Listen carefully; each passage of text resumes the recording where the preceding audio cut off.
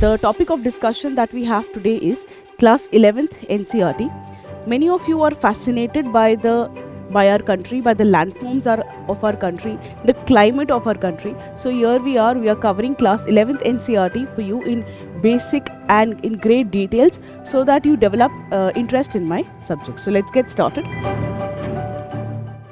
Hello everyone, welcome to PW OnlyIAS English channel.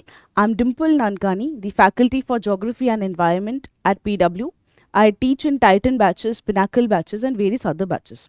We have the whole team here so that I can introduce my whole team. So we have Kapil Sikka sir for Polity, we have Ritesh Jaiswal sir for Science and Technology, we have Vikas Ehlawat sir for History. We have Harpreet sir for Society, I am there for Geography, we have Abhishek sir for the Ancient and the Medieval History. So it's about the whole team, the introduction of the whole team so that you would know that who all are the teachers here. The topic of discussion that we have today is class 11th NCERT. Many of you are fascinated by our country, by the landforms of our country, the climate of our country. So here we are covering class 11th NCERT for you in basic and in great details so that you develop interest in my subject. So let's get started. I am starting off with this NCERT, that is India Physical Environment. This is textbook in geography for class 11th. So this is the NCERT that I'll get started. The first topic that we will be covering is a very simple and a basic topic, that is India's introduction. What is the locational space of India, the space relation, where is India, what is the size, what are the boundaries, what are the countries, and the India's place in the world. So the first chapter of the NCERT. What is the modality of the class? I will be using NCERT. I will keep the NCERT as a base. I will also be presenting you some of the animations, some of the slides, so that the picturesque memory is yours is utilized, and you can see, you can have a look of how does India look, what are the neighbors, what are the boundaries, what are the borders. Okay, so we'll keep NCERT as the base. What I would suggest is, I would suggest you to keep this class 11th NCERT, the India Physical NCERT, in your handy, and then you can also keep it in front of you and then listen to this video. So let us get started. The first chapter, that is about India. The first chapter is about India and location. Okay, India and the location. You can also scan this QR code and then you can get a PDF in your devices as well. So you can start doing that also. So let me get started. We've already seen the map of India in the previous classes. You will have to mark the southernmost and the northernmost location. So the southernmost location and the northernmost location. This question has already been asked by UPSC in your examination, in your prelims examination. The mainland of India starts from Kashmir in the north to the Kanyakumari in the south, to Arunachal Pradesh in the east, and to Gujarat in the west. So we know the map of India. So if I look at the map of India, this is the map of India. We have Kashmir in the north, you have Kanyakumari in the south, the mainland part. If I talk about the islands, we have Andaman Nicobar. It starts from, let's say, 6 degree, the territory of India. The mainland India starts from 8 degree. This is about 37 degree. And so in the north you have Kashmir, in the south you have Kanyakumari of the mainland India. But if I also include the whole of India, it is Andaman and Nicobar. So northern is Kashmir, the southern is Andaman Nicobar. To the west you'll see some of the people are confused whether Rajasthan is to the west or Gujarat is to the west. Gujarat is to the west, and to the east you'll see this is the easternmost part. This is the most easternmost part. This is your Arunachal Pradesh. So Arunachal Pradesh, that is 97 degree, and you have Gujarat, which is 68 degree. You also have Kashmir, which is 37 degree, and this starts from 6 degree. Andaman Nicobar starts from 6 degree. If I talk about Lakshadweep is about 8 degree. So from 6 degree to 37 degree, north to south, that is the location of India. From 68 degree to 98 degree, east to west, is the location of India. So that's what we were looking at. We were looking at, if I talk about the NCERT, the basic NCERT that we have, that is, what is the southernmost point? Andaman Nicobar. What is the northernmost point? Kashmir. Here it is written Kanyakumari because it is talking about mainland India. It is to the Arunachal Pradesh in the east and to Gujarat in the west. The territorial sea extends up to 12 nautical miles. We are not just talking about the land part, we also talk about the ocean part. So the territorial limit also extends up to the sea. Okay, if I talk about, let's say this is India, in the sea up to 12 nautical miles, in the sea up to 12 nautical miles, the territorial extent, the land and territory, right? The territory and the rules of the territory is not only confined to the land, but it also extends to the sea. So the rules that we are applicable to the land are also applicable to the ocean.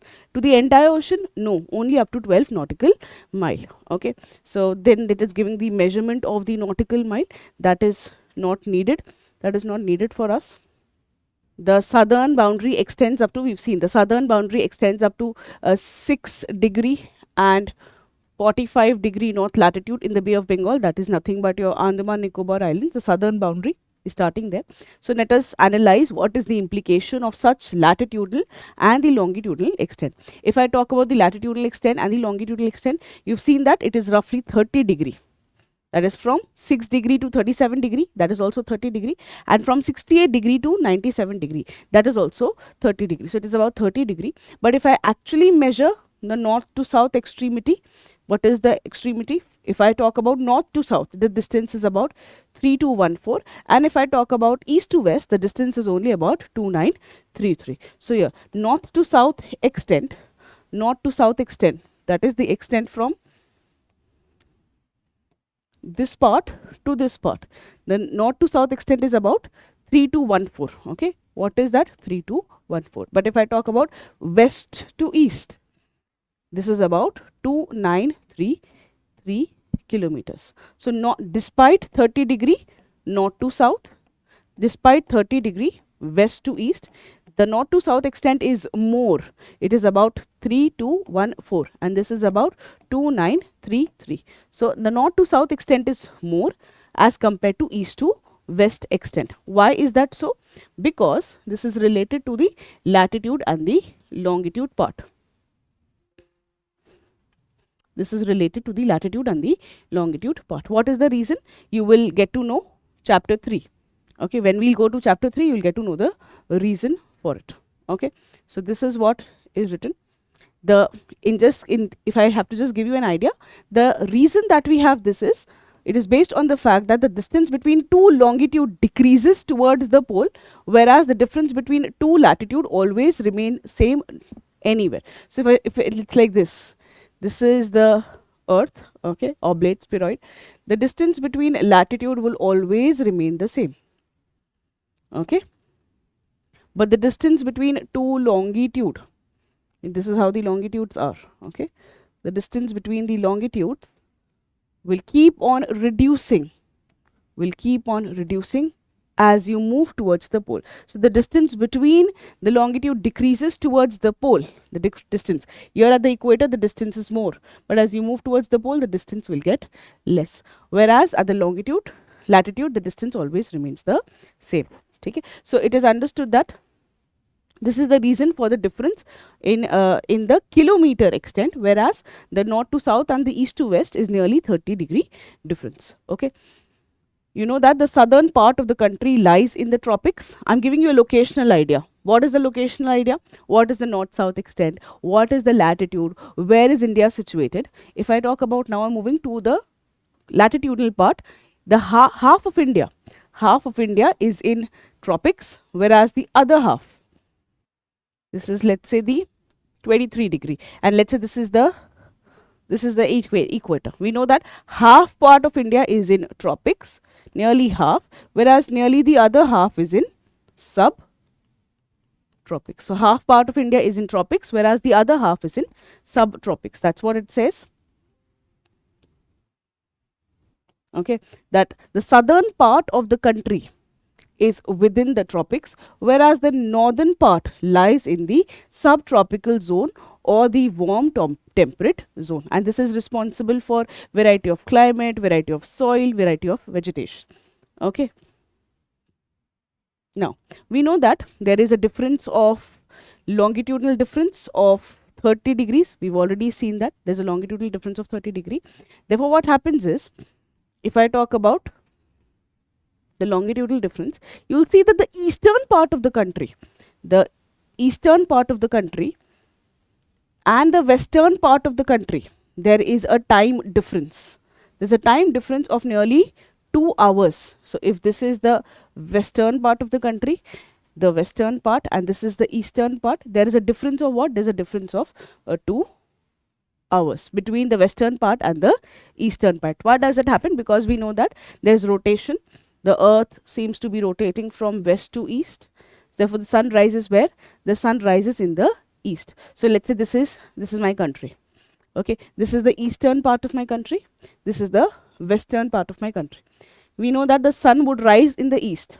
So this part of the country, okay, this would witness the sun before, whereas on the western part, the sun would come late. So there is a time difference of what? There is a time difference of 2 hours.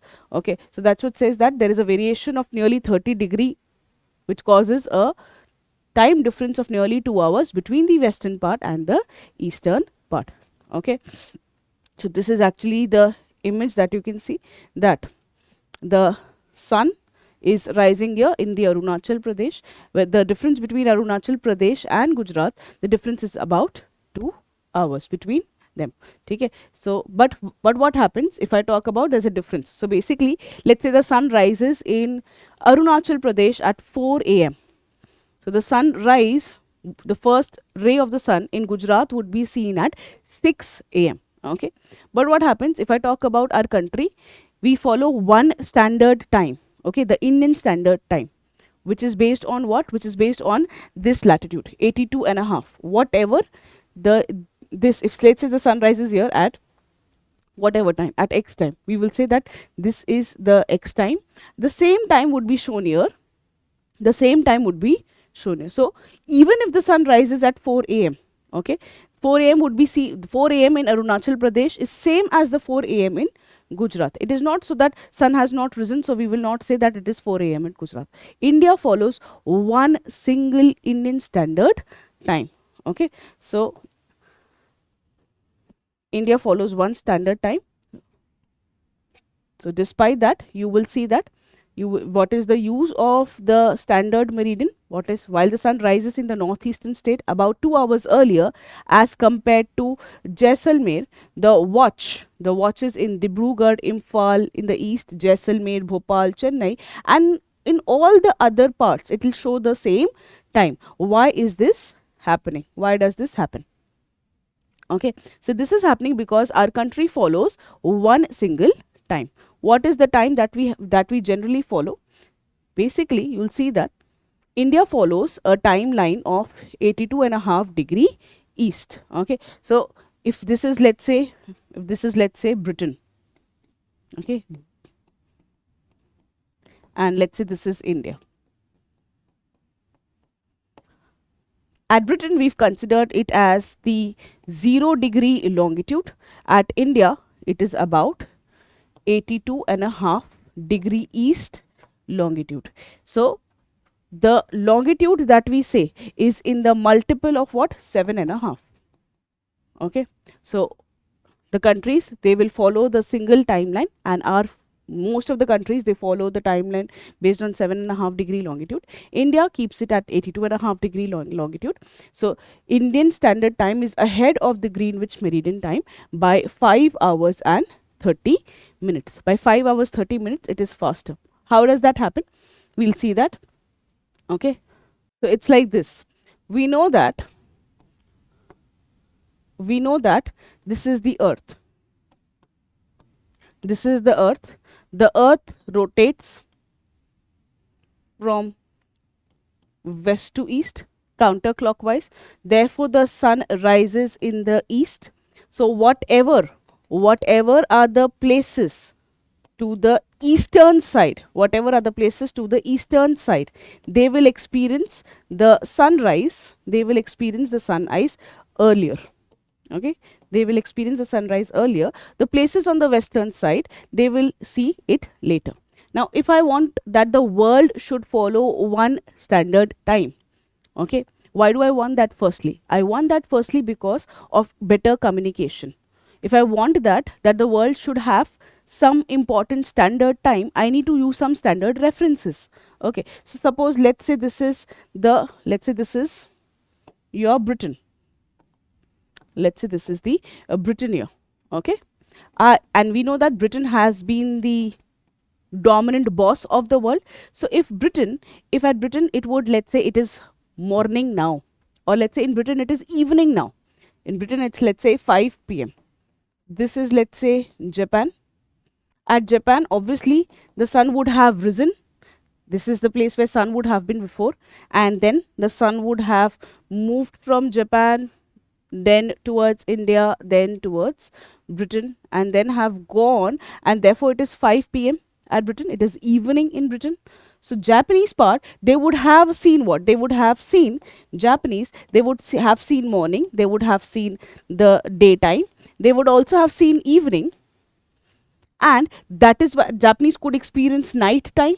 So morning is over, the day is over, 5 a.m. is over, 12 noon is over, 5 p.m. is also over, and now it is night. It is night in Japan. So I need one standard time for the whole world. So what happens is we keep Britain at the base. So if, let's say, this is the Britain part, I am keeping Britain at the base.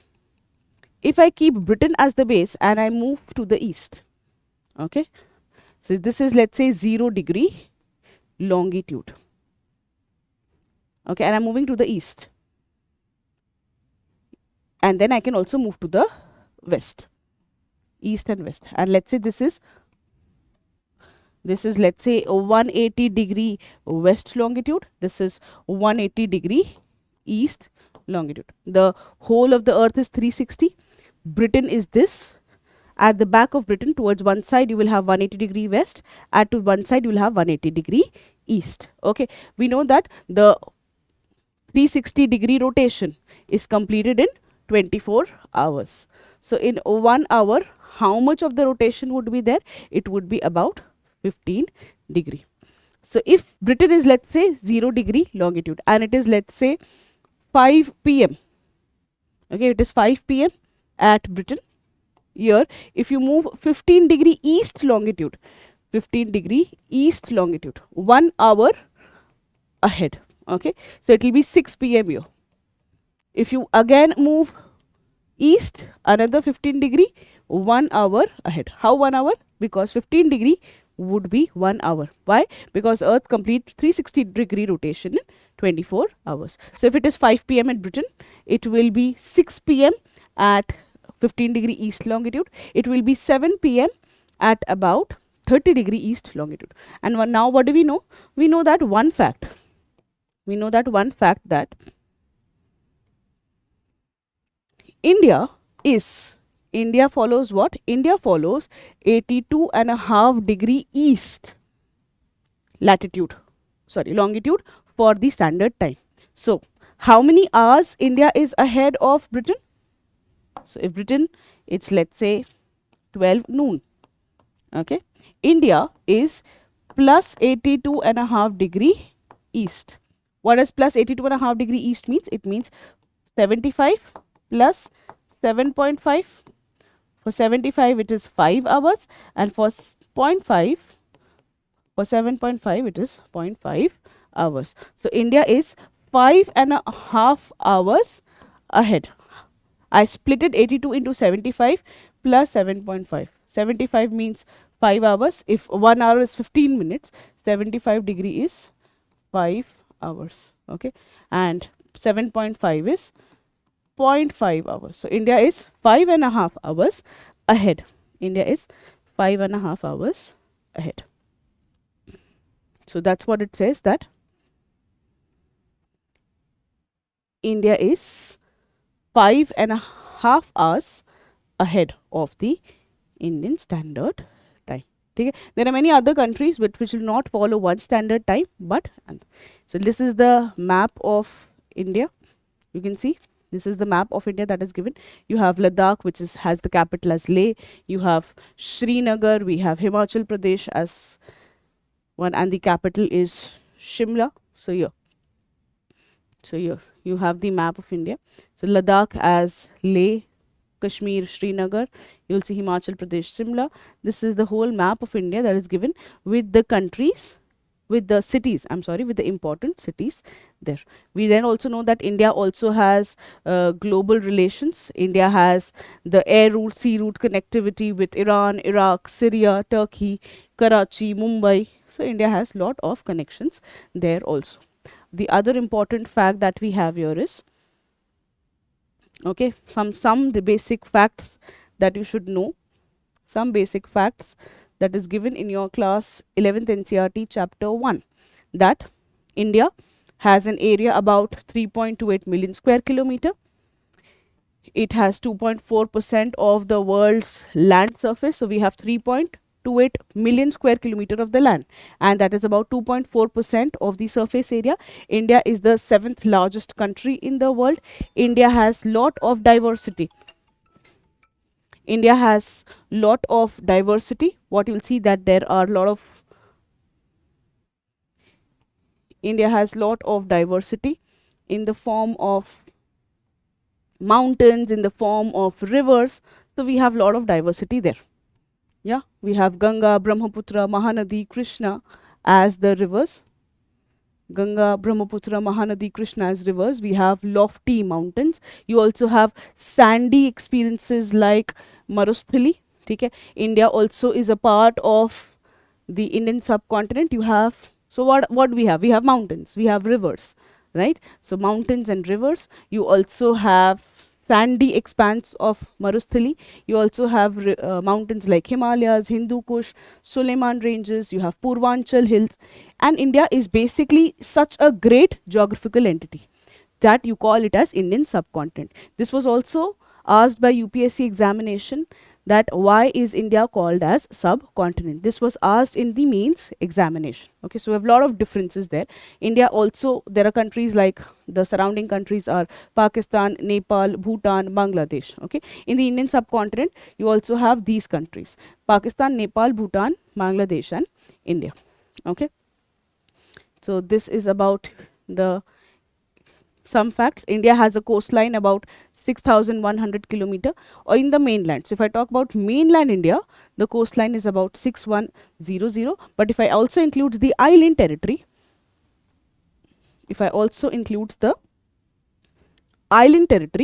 that means you are talking about the Andaman Nicobar and Lakshadweep, then the coastline is about 7,516. So the mainland part is about 6,100, but if also include the island part, that becomes 7,516 kilometers. So some basic facts that are helpful in your examination. Okay, so if it also include the mainland like Andaman Nicobar and Lakshadweep. Okay, then we have India and its neighbors. We know that India is located in the Asian part. India is located in the Asia part. It is bordering the Indian Ocean. There is in the form of Bay of Bengal and Arabian Sea. So on one side you will have Bay of Bengal, on one side you will have Arabian Sea. There are also important islands that are near India. You have Sri Lanka, you have Maldives near India. Sri Lanka is separated from the India by Gulf of Mannar and Park Strait. So these are some of the basic facts. These are some of the questions also. I believe you will be able to solve these questions because we've covered this. So let me give you a picturesque idea of what we have done. So we've said that this is the latitudinal extent and the longitudinal extent. This is the latitudinal extent and the longitudinal extent, 68 degree to 97 degree. The northernmost point is Kashmir. The southernmost point is Andaman Nicobar and Kanyakumari in the mainland. 23.5 degree north, that is Tropic of Cancer, divides India into two equal parts.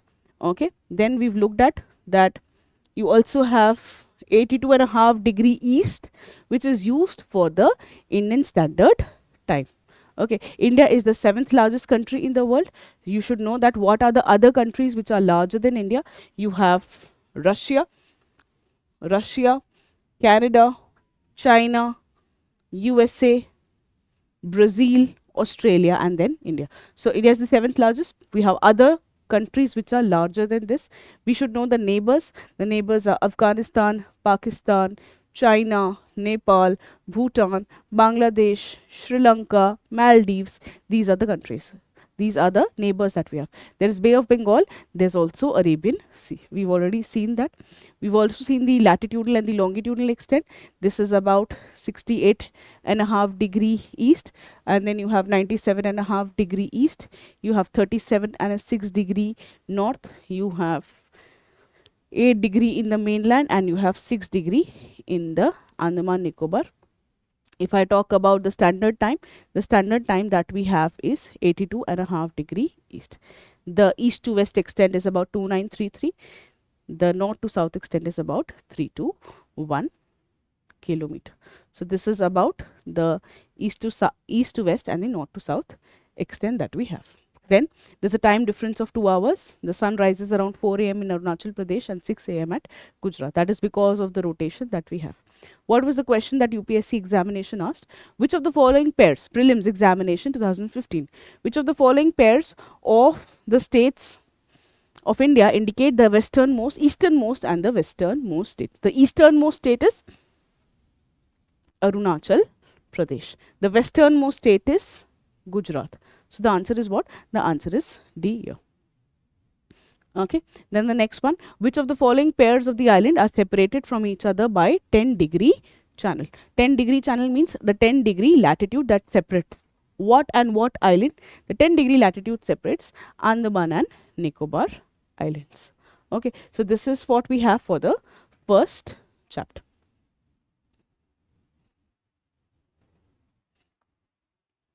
Okay, now this is what we have for the first chapter. We have some of the questions that you can also cover. I am moving on to the second chapter. So this is chapter 2 of the NCERT. We've already covered India's location. We are looking at the physiography. What does physiography mean? Physiography means the various physical features that you see in India. You'll see mountains, you'll see rivers, we'll see lot of hills, small hills and ghats. We'll look at the peninsular plateau that we have. So this is one of the most important chapter that we have in our NCERT, the Indian physiography. Okay, so let's get started. So if I talk about the physiographic dimension of India, this is chapter 2, class 11th NCERT, structure and physiography. We know that Earth is about 4,600 million years old. It's very, very old. Okay, over the time it has got lot of changes. It has seen changes like endogenic changes and exogenic forces. Endogenic, something that shapes the earth, and the energy is from the interior of the earth. It's like this. If this is my earth, okay, this is the interior of the earth. You have lot of things going inside. If the energy is coming from within the earth, inside the earth, that is called as endogenic forces. If something that changes from the external, let it be the sun, let it be the rivers, okay, let it be the wind, that is called as exogenic forces. So endogenic, something in the body of the earth is inside and that is shaping the earth, that is called as endogenic. And something from the outside shapes the earth, that is called as exogenic forces. So we know that the earth has lot of forces, endogenic and the exogenic forces, that have played a significant role in shaping the earth. There is also about plate tectonics. What is plate tectonics? Something that is interior of the earth, that is shaping the earth, that is called as, so earth as a whole body is divided into small plates. It is not one complete rock. No, it is not complete one rock. It is shaped into various plates. These plates, they get energy from where? They get energy from the interior of the earth. So that's about plate tectonics. We should also know that this is about India. Indian plate was If India is a part of a plate that is called as Indian plate. Indian plate was to the south of the equator millions of years ago, and it should also know that the plate was much larger in size, and Australian plate was a part of it. India and Australia, they were combined. Over the time, the plate broke into many parts, and the northern it broke into many parts. Okay, and the Australian plate moved towards the southeast direction, whereas the Indian plate moved toward the north direction. So it's like this. We should know that India and Australia, so if this is, let's say, India, and let's say this is Australia, they were together as part of one plate. India moved to the north, and Australia moved to the south and the east. So you have what? We have India here and we have Australia here. Once upon a time, India and Australia, they were together, but then the India moved towards north and the Australia moved towards the east. That is what it talks about. You can also have a look at here. This is the whole of the map. You'll see this is Indian plate, this is Australian plate. It was combined. It was to the south of equator. The Indian plate moved to the north, whereas, so here the Indian plate starts moving towards the north, whereas the Australian plate starts moving towards the east. So this is how the earth is. What do you see earth? You see the earth today like this shape. Presently you will see this is the present shape, but it was not so too many millions of years ago. The earth, the land masses, the landforms were very, very different. Indian plate and the Australian plate, they were combined together, and this is you called as Indo-Austral plate. So you'll see these are the small plates. We have African plate, we have South American plate, we have North American plate, we have Eurasian plate, you have Indian plate. So earth has various plates, and these plates keeps on moving. How do they get their energy? They get the energy from the interior of the earth. Okay, so where were we? We were at this part, that the Indian plate and the Australian plate, they broke, they moved. Indian plate moved to the north, Australian plate moved to the southeast. Okay, the northward movement of the Indian plate is still continuing. It is still continuing. Okay, it is not yet over. The Indian plate is still moving to the north. Okay, it is because of the endogenic and the exogenic forces that you have various geological structures. There are a lot of geological structures. What are the geological structures that we have? You will see that there are a lot of geological structures that we have in India. In the northern side, you have the northern mountains. Okay, the northern mountains, the first one. In the northern side, you will have the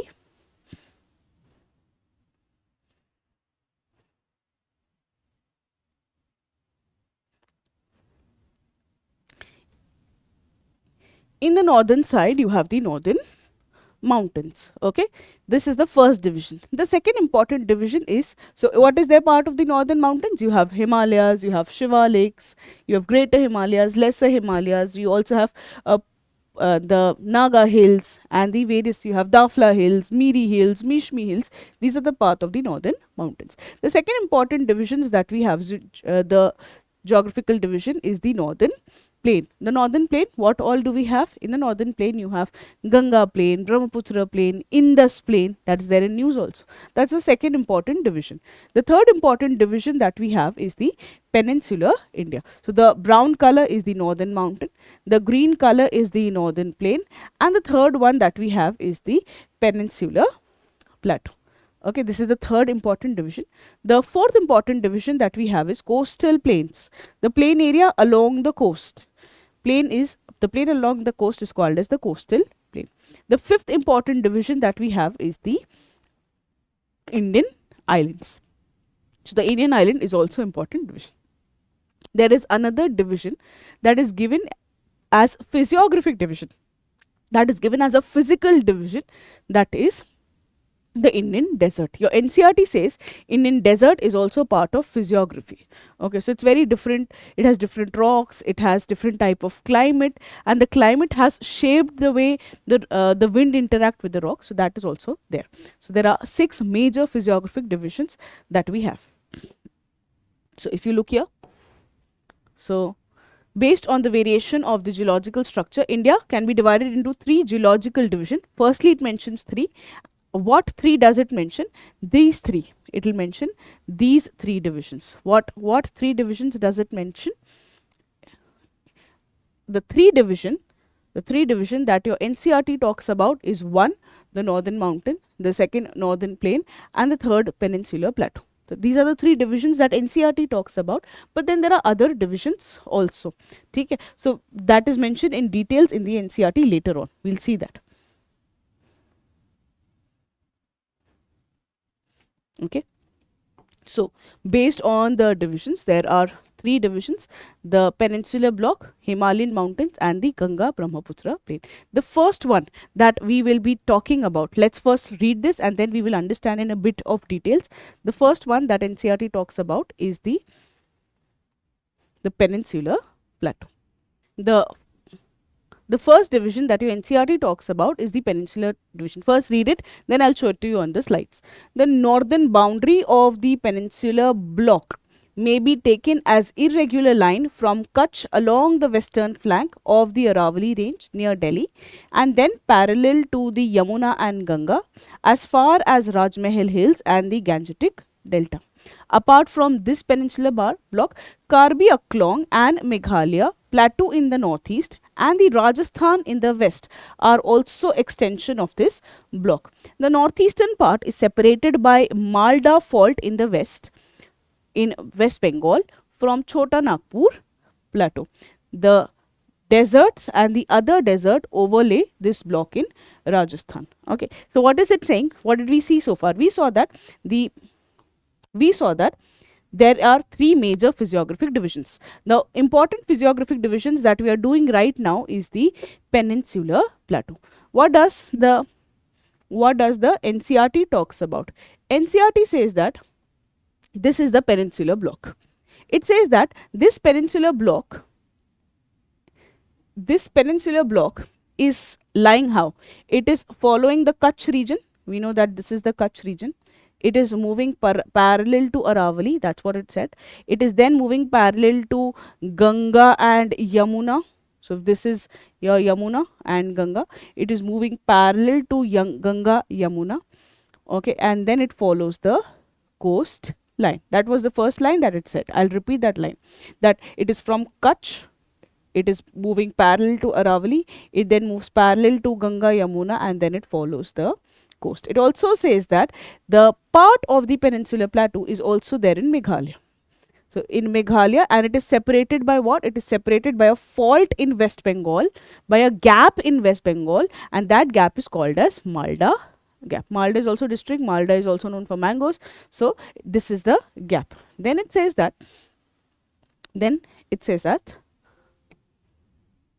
So again, I'll repeat it for you, that the peninsular block, the northern boundary of the peninsular block, is taken as an irregular line running from Kutch along the western flank of Aravalli, so Kutch to Aravalli, near Delhi, and then roughly parallel to Yamuna and Ganga as far as Rajmahal Hills and Gangetic Delta. Apart from these, Karbi Anklong and Meghalaya plateau in the northeast and the Rajasthan in the west are also the extension of the block. The northeastern part is separated by Malda fault in the West Bengal from the Chota Nagpur plateau, and in the Rajasthan the deserts lie over this block. Okay, now this was about the peninsular plateau. Moving on, the peninsular plateau has great complex. It has granite, it has gneissic rocks. Okay, it has been since very ancient time, Cambrian period time, it has been standing like a rigid block. So there have not been much of the movements, except that only some part of the western coast which has submerged beneath the sea. So some part of the western block has submerged, but then otherwise it has been standing like a rock solid. So it's very, very hard rock standing still of the only some part. So let's say this is the peninsular plateau. Only some part of the peninsular plateau, the western part, has submerged under the sea, and it has some parts have also changed due to tectonic activity, but it has not affected the original basement rocks. Okay, it was a part of the Indo-Austral plate, and it has been subjected to lot of movements and rifting. What is rifting? That there's a gap that has been created. Some gap has been created, a block, a valley has been created. So it has faulted, it has rifted. The valleys of Narmada, Tapi, Mahanadi and Satpura blocks are example of this rifting. So this is the peninsular plateau. the peninsula, you can also see that the peninsular plateau consists of some of the mountains. The mountains that you have is Aravali Hills, Nalamala Hills, Javadi Hills, Velakonda Hills, Palakonda Hills, okay, Mahendragiri Hills. So you have a lot of hills also there. Okay, so what have we seen? You will see that we are referring to the peninsular plateau. If I talk about the peninsular plateau, it says that this is the coast. If this is the coast of India, we are referring to this part, which is the peninsular plateau. It says that the peninsular plateau, we've looked at the boundary part, we've looked at the boundary part of the peninsular plateau. Of the peninsular plateau, it says what? It says that it is still. It is rigid, it has hard rocks. Okay, it has been standing still. However, so suppose this part, some part of the peninsular plateau, the western part of the peninsular plateau has submerged in the sea. So this was the original boundary. If this has been the original boundary, ancient time, the present boundary is like this.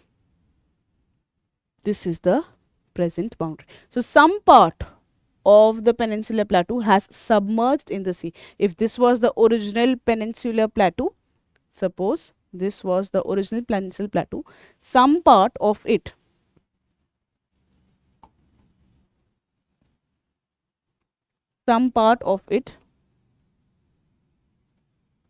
has submerged under the ground, and now this is the present shape. And now this is the present shape. So this part, some part has gone under the sea. So it has changed. Despite some of the variations, there have also been. So this is what has gone under the sea. So it has, the western part has shrunk. Moreover, some of the tectonic movements have also been there. One of the tectonic movements that has also been there is called as rifting. What is rifting? Suppose this is the peninsular block. Suppose this is the peninsular block that we talk about.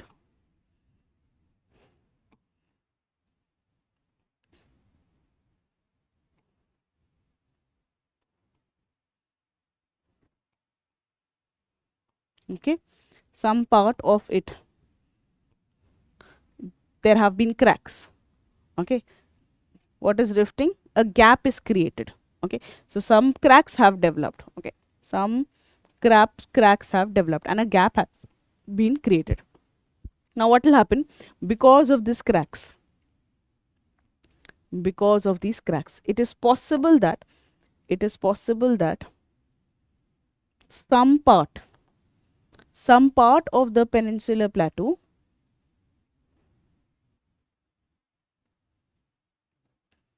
can move down. It can undergo some downward movement, and because it has undergone some downward movement, what can happen? A valley can be created. A valley is created. Okay, what do you call this valley as? What do you call this as valley as? You call this valley as a rift valley. You call valley as rift valley. Some valley, some gap has been created. Okay, this is called as rift valley, and through this rift valley many of the rivers can pass, like Narmada, like Tapi, like Mahanadi. So in India you'll see Narmada is passing through a gap, Tapi is passing through a gap, Mahanadi is passing through the gap, Godavari is passing through a gap. Okay, so this is what your NCERT also mentions.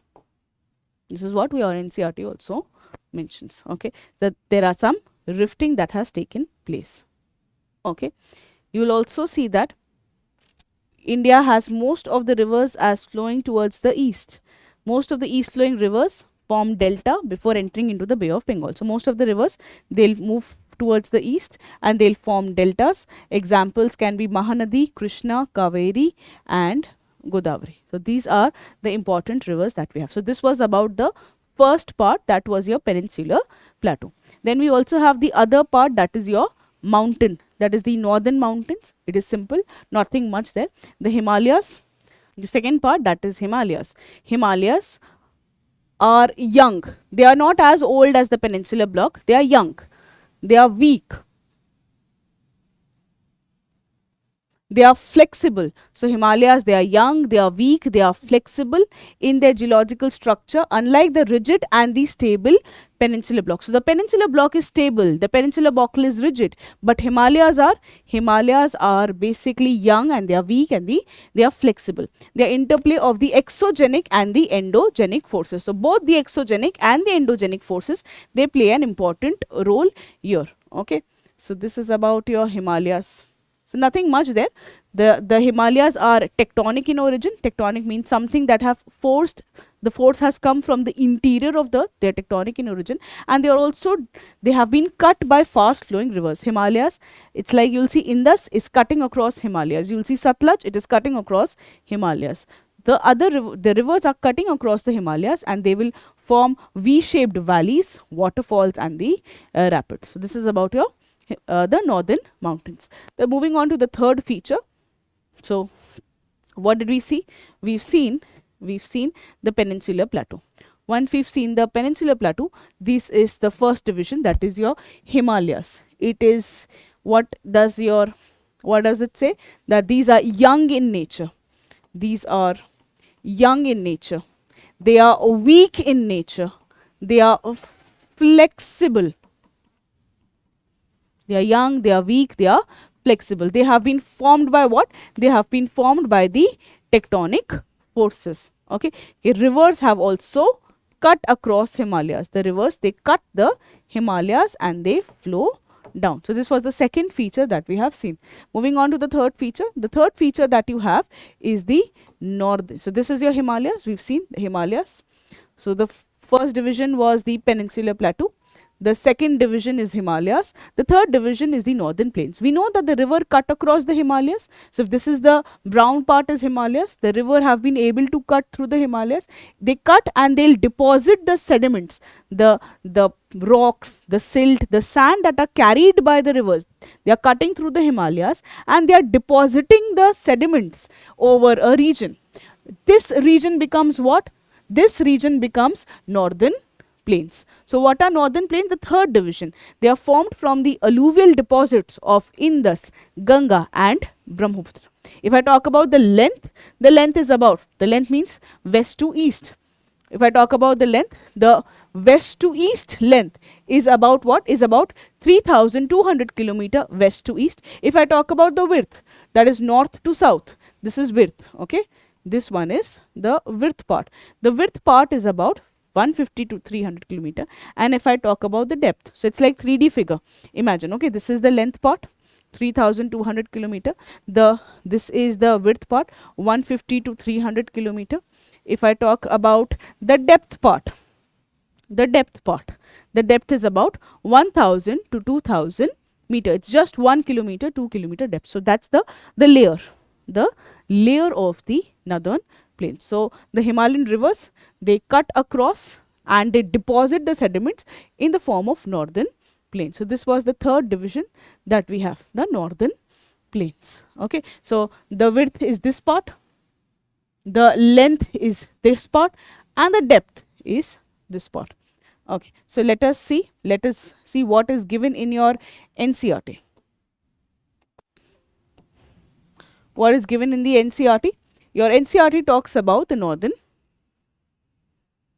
plains, the Indo-Ganga-Brahmaputra plains. It's the third geological division of India. It is formed from the deposits of Ganga and Brahmaputra river.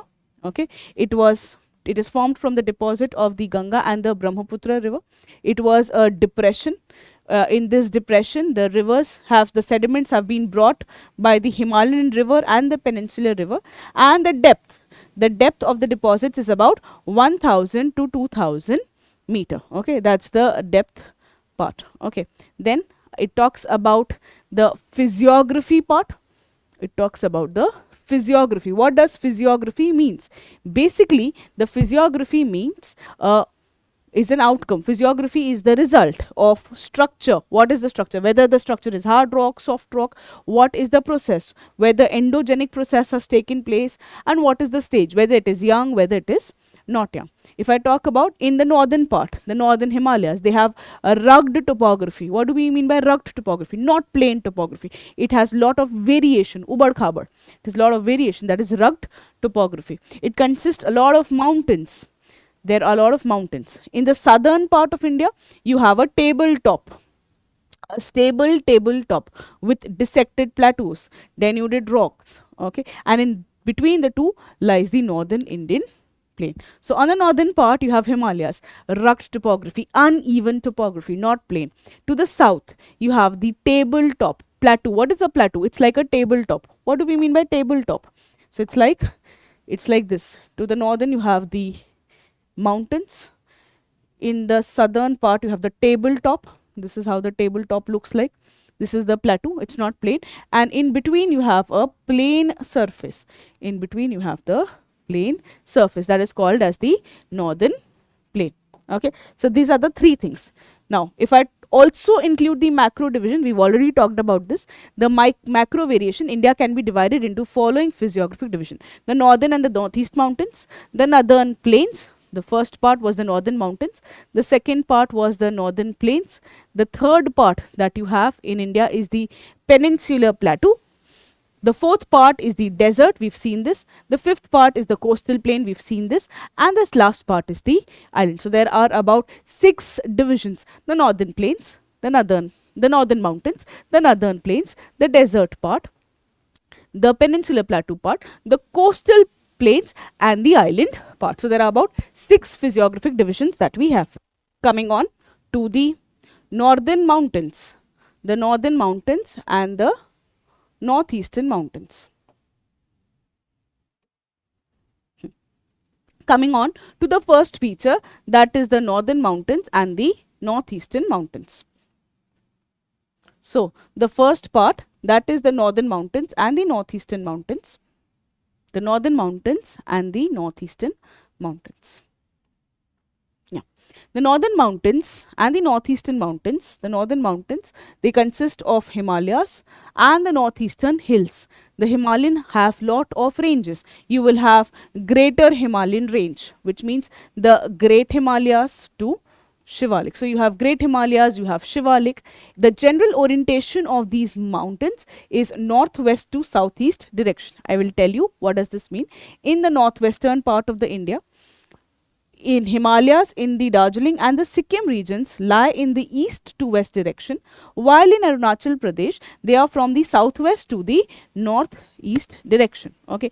In Nagaland, Manipur and Mizoram, they are in the north to south direction.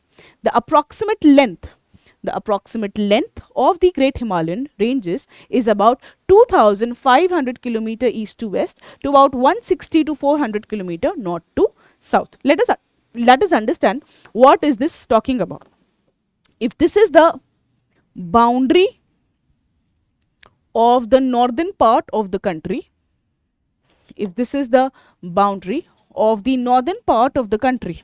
okay, we are looking at this part, and I'm looking at what? I am looking at the, okay, so this is the Kashmir part, Ladakh part, you have Himachal Pradesh, you have Uttarakhand, you have, this is the Nepal part, the northeastern part, Bangladesh part. This is a part of, Punjab and Rajasthan. If I talk about Himalayas, it says that Himalayan have a lot of ranges. There are not much one range. Himalayas have lot of ranges. Himalayan mountains are series of ranges. So, okay, these are the series of ranges that you have in the Himalayas. Now, if you look at the orientation in the Kashmir region, the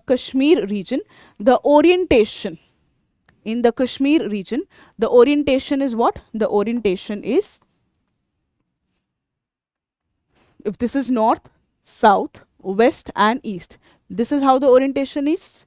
The orientation is northwest, to southeast. Okay, if I talk about the Darjeeling region, the Sikkim region, if I talk about the Darjeeling region and the Sikkim region, the orientation is west to east. If I talk about the Arunachal Pradesh region, the orientation is southwest to northeast. And if I talk about Nagaland, Manipur, Mizoram, the orientation is what? The orientation is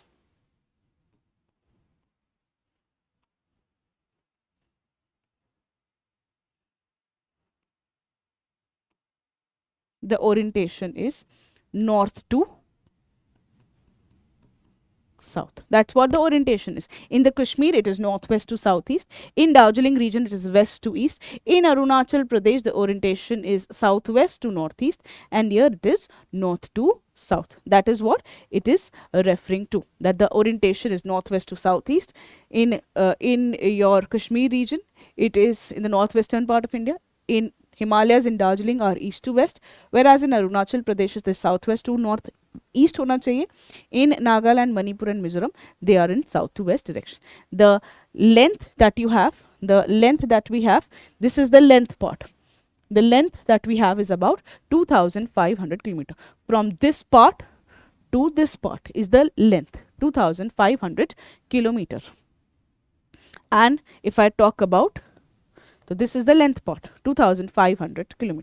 If I talk about the width part, the width, that is this part, the width here is about 400 km, and the width here is about 150 to 250 kilometers.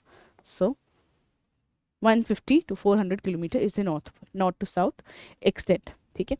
Himalayas are not only Himalayas. Here you can also look at this map. The map has been given in your NCERT. You'll see Himalayas. We are talking about Himalayas. So you can look at the various ranges of Himalayas. The various ranges that you can see of Himalayas. You will see Karakoram range, Ladakh range, Zaskar range. You have Shivalik range. You will see here also Namcha Bharwa. Okay. Here also you'll see peaks like Dhaulagiri, Mount Everest, Annapurna, Kanchenjunga. Okay, you will see this is the Himalayas. This is the Great Himalayas. So you have a lot of mountain ranges and the peaks towards the northern part. Okay, then if I move down, I've told you the orientation, I've told you the length, I've told you the width. If I talk about the Himalayan part, so the north and the northeastern mountain ranges. I've shown you the figures also there. We've covered it in great details.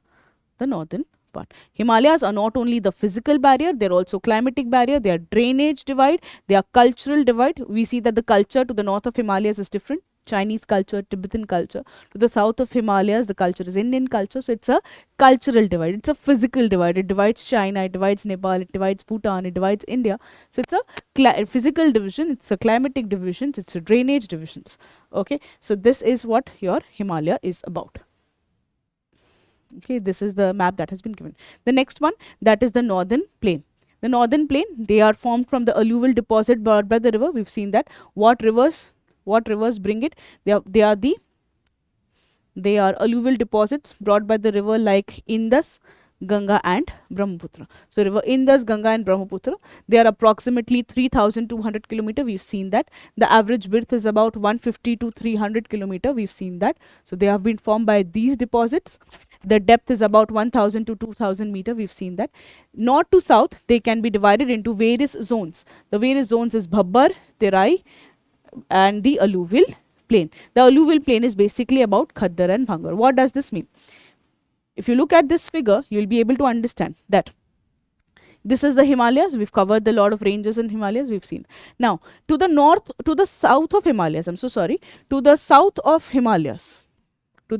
Himalayas, is the northern plain. This part, right? This part is the northern plain. Now, if I talk about the northern plain, you need to understand that north to south, this entire part is the northern plain. The entire part is the northern plain? Yes.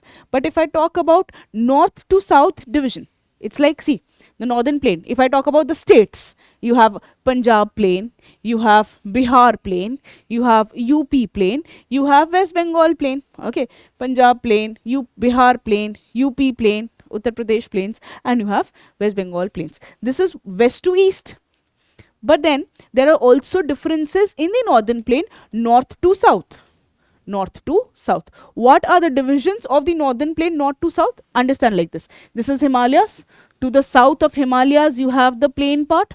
The plain part can be divided into various divisions. To the northern side, just below the Himalayas, you have lot of rocks. See, it's like this. Rivers,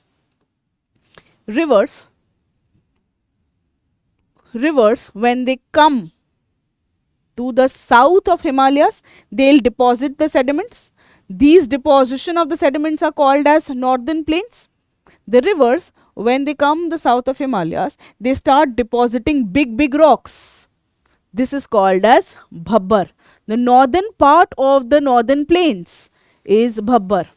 Then to little south, you have Tarai belt. And then you have the alluvial deposits, that is Bhangar and Khaddar. So if I go for north to south division of the northern plains, we have Bhabbar, we have Tarai, we have alluvial plain, which are Khaddar and Bhangar in nature. If I have to show this on a map, it's like this. To the south of Himalayas, what do I have? So this is the Himalayan part. This is the Himalayan part.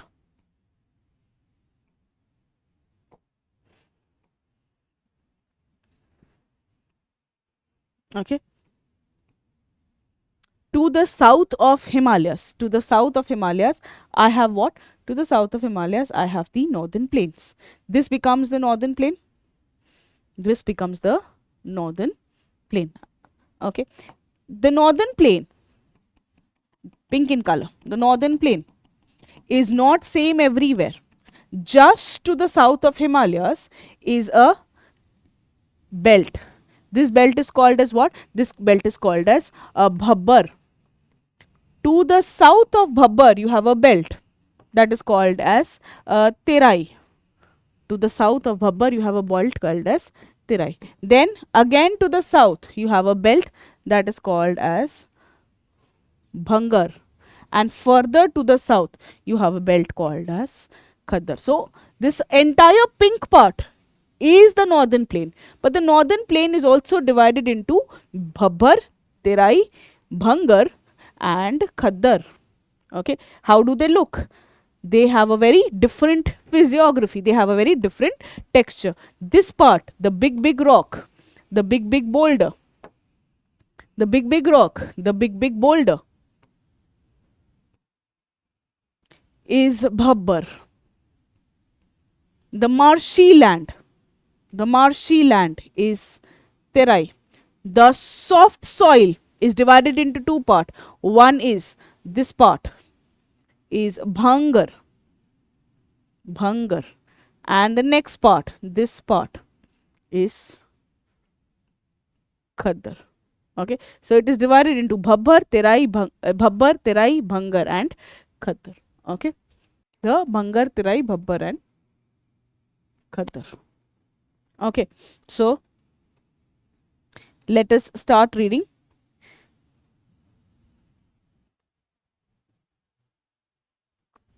Yes, so let us start reading from the NCERT. If I talk about the first belt, is the, if I talk about the first belt, it's the Bhabbar belt. It is a narrow belt. It is 10 to 8 kilometer parallel to the Shivalik foothills. So it is just below the foothills. It is about 10 to 8 kilometer parallel to the foothills. Here the streams and the rivers, they deposit heavy materials of the rocks and the boulders. So big rocks are deposited here. The south of Bhabbar is Terai belt. It has a width of about 10 to 20 kilometer. The rivers re-emerge here. Therefore, it has marshy and the swampy conditions. So the rivers are coming up here. In the Bhabbar, the rivers go down. You don't see rivers, but the river starts coming up again in your Terai region. So it's like this. From the Himalayas, the river starts depositing big boulders. The river go inside the big boulders. You will not see it on the surface, but the river re-emerge where? In the Terai belt. That is making it a marshy region. Okay, this has lot of natural vegetation. Terai, it has lot of wildlife also. To the south of Terai is the old and the new alluvial deposit. What are alluvial deposits? Soft deposits. The old alluvial deposit is called as Bhangar. The new alluvial deposit is called as Khaddar. Okay, the old deposit and the new deposit. These have lot of features. They have lot of depositional features. They have sandbars, the deposition of the sands. We have meander, where the river change its course. The river will not flow straight. The river, because the deposits are soft, right? If the deposits are soft, the river can move like a snake-like pattern. It will not confine its channel. See, if there are hard rocks, it takes a lot of energy from the river to break the rocks. So it will flow straight, majorly.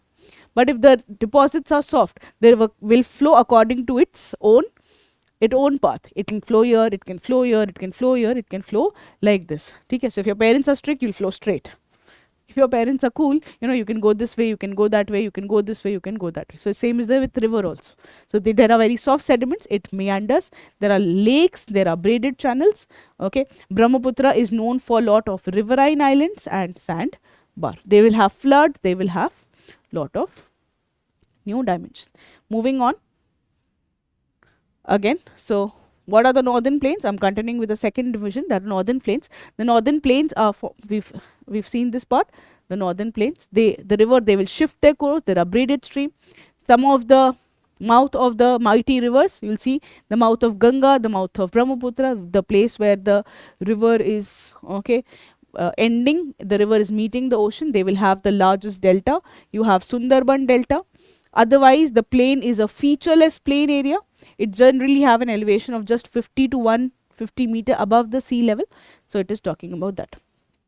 Okay, the states of Haryana and Delhi forms a water divide between Indus and Ganga river system. So what does this mean? That if I talk about the northern plains, if I talk about, this is the boundary of India.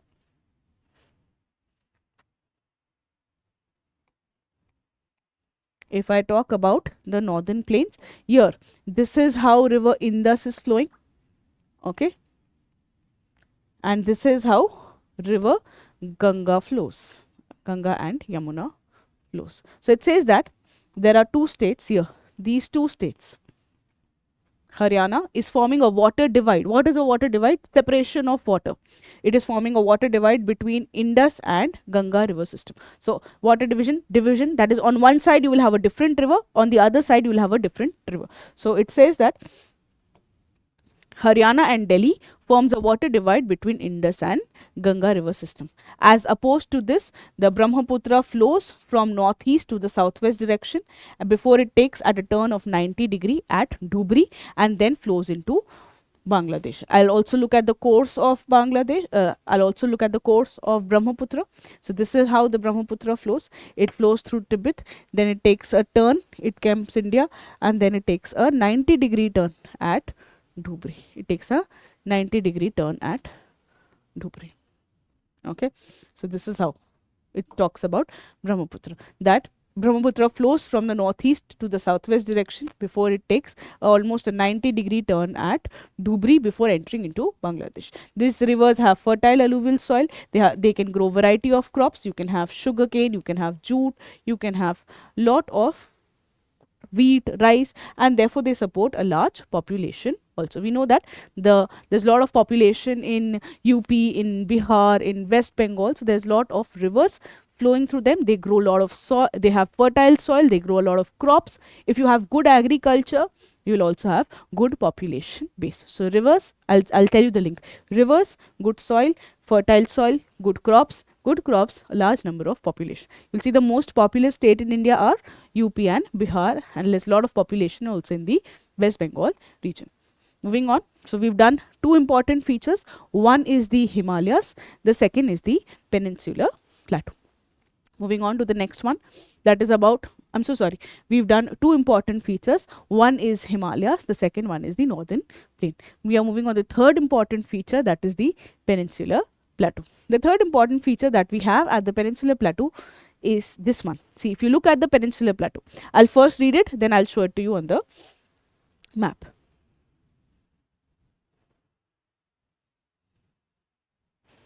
So let us look at this one. Okay, first I'll give you a brief idea about the peninsular plateau, and then we look into the physiographic divisions one by one. The peninsular plateau, the normal features, the normal general information that we have.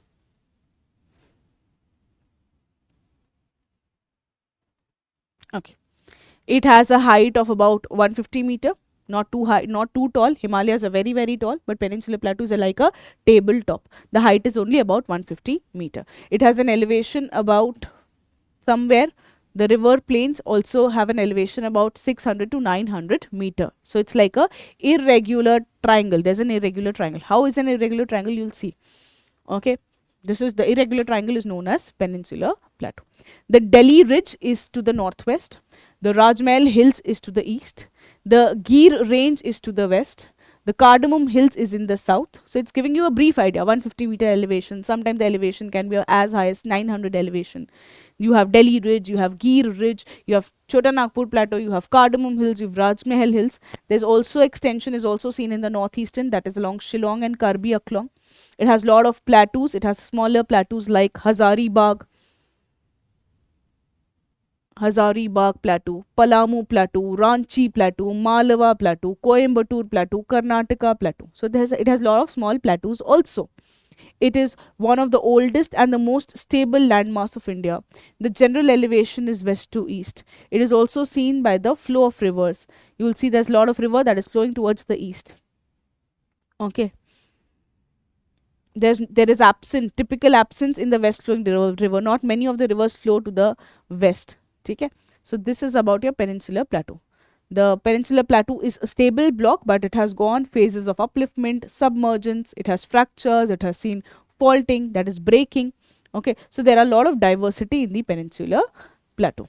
Okay, this is what the general information is about. Then it says that the peninsular plateau can be divided into three groups: the Deccan Plateau, the Central Highlands, and the Northeastern Plateau. So you can have Central Highlands, Deccan Plateau, and the Northeastern Plateau. If I talk about the Deccan Plateau, but before I talk about the Deccan Plateau, let's have a look at the Peninsular Plateau. We've already seen it is a irregular triangle. As you can see, it is a irregular triangle.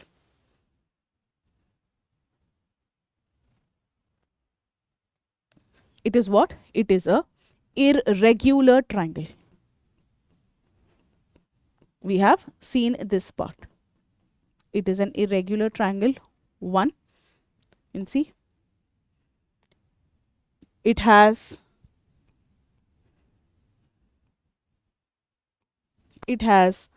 Chota Nagpur Plateau on one side. It has Rajmahal Hills. It also has Aravali Hills. It has, here it will have Cardamom Hill. It has Gir Range. We've seen this part. Gir Range, Aravali Hills, Rajmahal Hills, Cardamom Hills. Here you can have Cardamom Hills also. Okay. Then it says that the average elevation is about 150 to 900 meter. You'll see much of the rivers is flowing from west to east. So you'll see Mahanadi, Godavari, Krishna, Kaveri, Vaigai. Much of the rivers, they are flowing. Much of the rivers, they are flowing.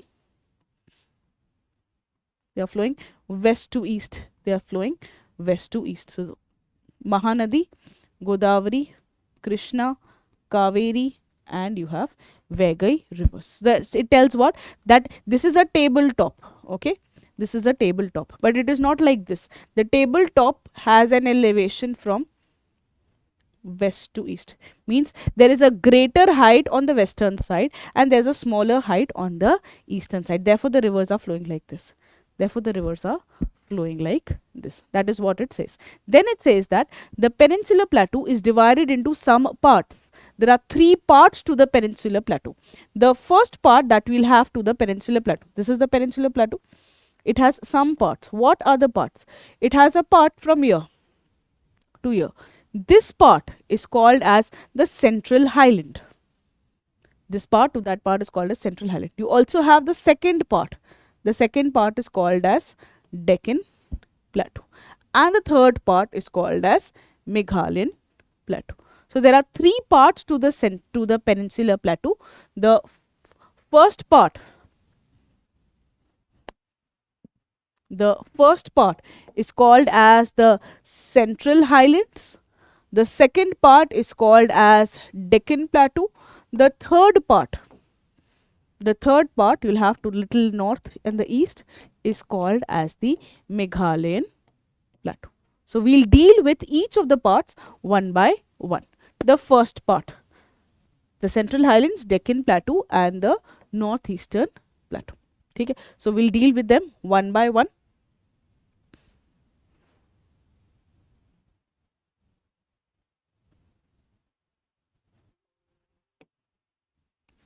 We'll deal with them one by one. The Deccan Plateau. The first part that we are dealing is the Deccan Plateau. What is the Deccan Plateau? As you can see, this is the Deccan Plateau. This is the Deccan Plateau. So I'm first dealing with the Deccan Plateau. Okay, Deccan Plateau, the Central Highlands and the Northeastern Plateau. What is a Deccan Plateau? Deccan Plateau, as you can see from here, it is bounded by the Western Ghat on one side and bounded by the Eastern Ghat on the other side. So there is Western part and the Eastern part. So you have the Western part and the Eastern Ghats on one side. So it is bounded by the Western Ghat in the west, Eastern Ghat in the east, and the Satpura, Maikal range and the Mahadev hills in the north. So it's like this. It's like this part. What part are we referring to? We are referring to the southern part. We are referring to the southern part. This one.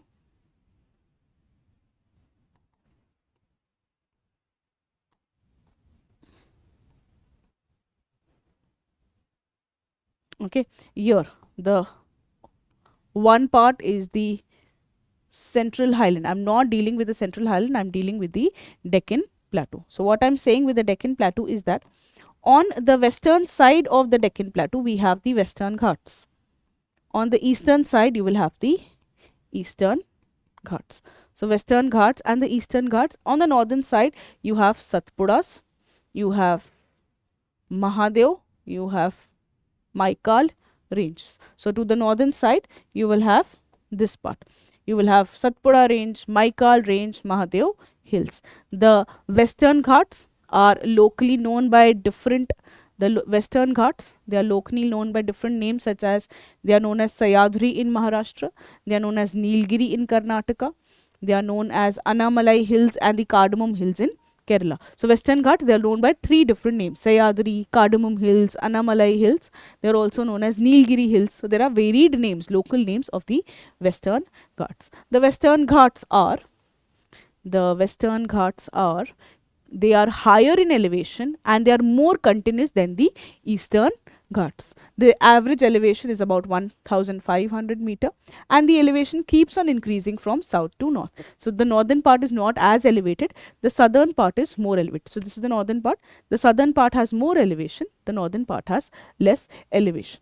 The highest peak of the peninsular plateau is located on Anaimalai hills of the Western Ghat. What is the highest peak? The highest peak is Anaimudi. Anaimudi hills is located on the Western Ghat. It also followed by the Dodda Beta on the Nilgiri hills. Much of the peninsular rivers, they have their origin in the Western Ghat. As compared to the Western Ghat, the Eastern Ghats are low hills. They are not as much elevated. They are eroded by rivers such as Mahanadi, Godavari, Krishna and Kaveri. Some of the important ranges in the peninsular plateau include Javadi hills, Palikonda hills. These are parts of Eastern Ghats. Nalamala hills and the Mahendragiri hills. Both Eastern Ghats and the Western Ghats meet at Nilgiri. Okay. So both of them, they are meeting at the Nilgiri. So before I deal with the Central Highlands, let me show you something about the Deccan Plateau. in the Deccan Plateau, we said that the Deccan Plateau on the western side you will have Western Ghat, on the eastern side you will have the Eastern Ghats, and I said the Western Ghats are known by varied names. The Western Ghats is known as Baba Budan Hills in Karnataka, Nilgiri Hills in Karnataka, Anaimalai Hills in the north, in the southern part, that is towards towards your Kerala region, Cardamom Hills towards your Kerala region. So Kerala is Cardamom Hills, Anaimalai Hills, Baba Budan and Nilgiri. It also is known as Sahyadri. It is also known as Sahyadri in Maharashtra. You will see that this is the Western Ghat. It is also known as Sahyadri. It is also known as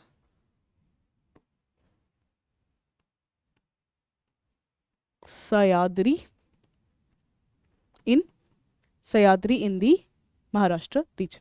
If I talk about the Eastern Ghat, you will see it is known as, there is Eramala Hills, Nalamala Hills, Velikonda Hills, Palikonda Hills. Okay, you have Sheshachalam Hills. Let me show this to you. Okay, you have Javadi Hills, you have Chevroy Hills, you have Panchamalai, Tirumalai. Okay, and both the Eastern Ghats and the Western Ghats seem to be meeting. Both the Western Ghat and the Eastern Ghats, these are Western Ghats, these are Western Ghats, these are Eastern Ghats. Both of them, they seemed to be meeting where? They seem to be meeting at the Nilgiri Hills. At the Nilgiri Hills, both the Western Ghat and the Eastern Ghats seems to be meeting. So these are the Eastern Ghats, these are the Western Ghats. What is the difference? Western Ghat is more continuous. Western Ghat is generally taller in height. Okay, both of them, they are meeting at Nilgiri, and the Eastern Ghats are a discontinuous range and they seems to be cut by rivers. So you'll have rivers that is cutting through. You have rivers that are cutting through. You have much of the rivers that are flowing like this. So Eastern Ghats are not continuous because the rivers have cut them. Okay, so the rivers have cut them. So that is what we were talking about. This was the first part, that is the Deccan Plateau. Moving on to the next part. The next part that we have is the Central Highland. The next part that we have is the Central Highland.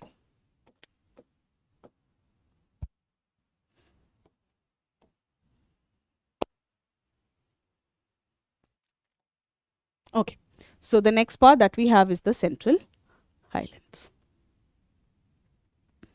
Okay, what are the Central Highlands? Central Highlands, these are towards the north of the Deccan Plateau.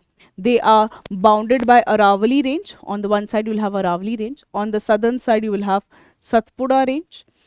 On the south there is an elevation, the height of about 600 to 900 meter above the mean sea level. It is the northernmost boundary of the Deccan Plateau. To the northern part of the Deccan Plateau, you have Central Highlands. On one side, you will have Aravalli Range, and to the south, you will have Satpura Range. Okay, these are extremely denuded. That means they have been cut, they have been eroded, they have been bare. Denude matlab to see it bare. So they have been bared. They form a discontinuous range. The extension can be seen as far as Jaisalmer. They go up to Jaisalmer. You'll also see lot of sand dunes on them, dry region. So a lot of sand dunes that you have. They are made up of hard rock like marble, slate and gneiss. What is the general elevation? The general elevation is about 700 to 1000 meter of the Central Highlands. What is the slope? So the general elevation is about 700 to 1000 meter. It slopes towards the north and the northeastern directions. What does this mean? I'll tell you. First, let us read through it. There are a lot of tributaries that have their origin in like Yamuna. They have their origin in Vindhyan and the Kaimur range. Okay. Banas is the only tributary of Chambal that originates from the Aravalli in the west. An eastern extension of the Central Highland is formed by the Rajmahal Hills, and to the south it is formed by the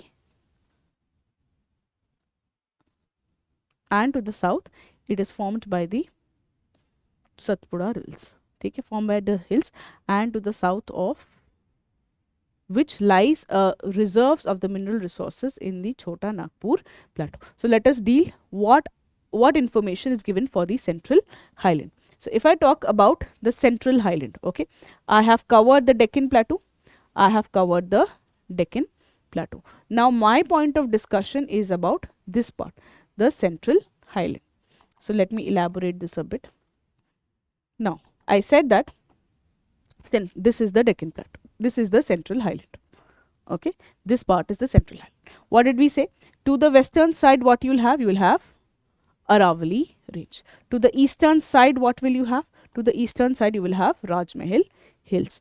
And to the southern side, what you will have? To the southern side, you will have Satpura or the Deccan Plateau. So the Central Highlands, in the Central Highlands, to the west, we will have Aravalli. To the east, you will have Raj Mahal. To the south, you will have Satpura. To the south, you will have Satpura, or to the south, you can also have Deccan Plateau. Now, if I talk about the major rivers, that are flowing through the Deccan Plateau, okay, you know that in the northern plains, you have a river.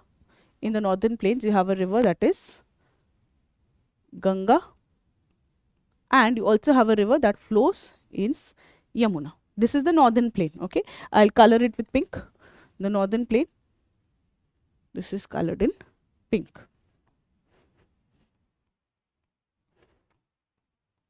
This is the northern plain. So towards the northern plain, you have Ganga and you have, this one is Yamuna. Okay, the Yamuna river. Now, if you look at the tributaries of Yamuna, what are the tributaries of Yamuna? Chambal, Sindh, Betwa and Ken. These are the tributaries of Yamuna. So if this is what range? This is your Satpura. To the north of Satpura, you have a very important range that is a part of Central Highlands. That is Vindhyas. This is Vindhyas. Okay, this is a part of the Central Highlands. Vindhyas, Kaimur and Banher.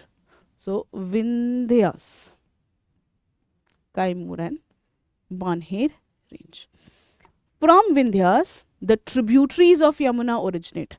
Chambal, Sindh, Betwa and Ken. Chambal, Sindh, Betwa and Ken.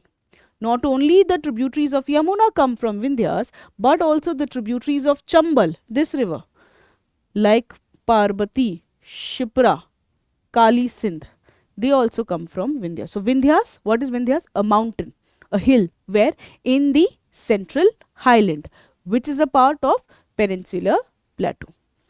From Vindhyas, so first point, Vindhyas are mountain which are there in Central Highland, which are part of Peninsular Plateau. The second, from Vindhyas, lot of tributaries of Yamuna originate, like Chambal, Sindh, Betwa and Ken. Okay, from Chambal, Sindh, Betwa, Ken, they are coming from Vindhyas. Lot of tributaries of Chambal, like Kali Sindh, Parbati, Shipra, they also come from Vindhyas. But there is one tributary of Chambal that is coming from Aravalli. One tributary of Chambal is coming from Aravalli, that is Banas.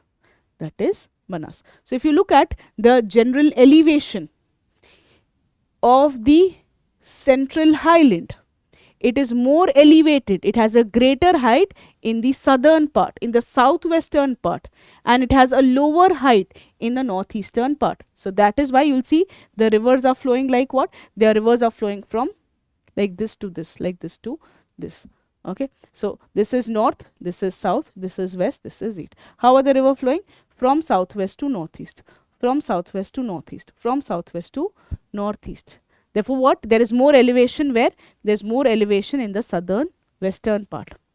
And there is less elevation. Elevation means height. There is less elevation in the northeastern part. If there is obviously where there will be more height, the river will originate from there. If this is the greater height, the river will originate here, and the river is flowing towards a lesser height. So what is happening?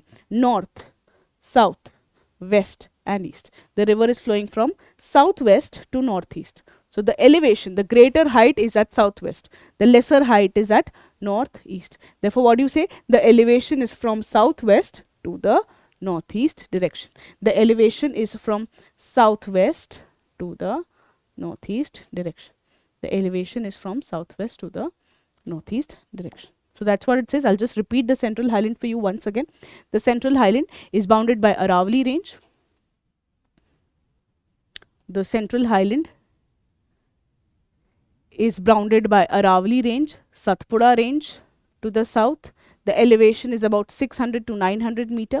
It forms the northernmost boundary of the Deccan Plateau.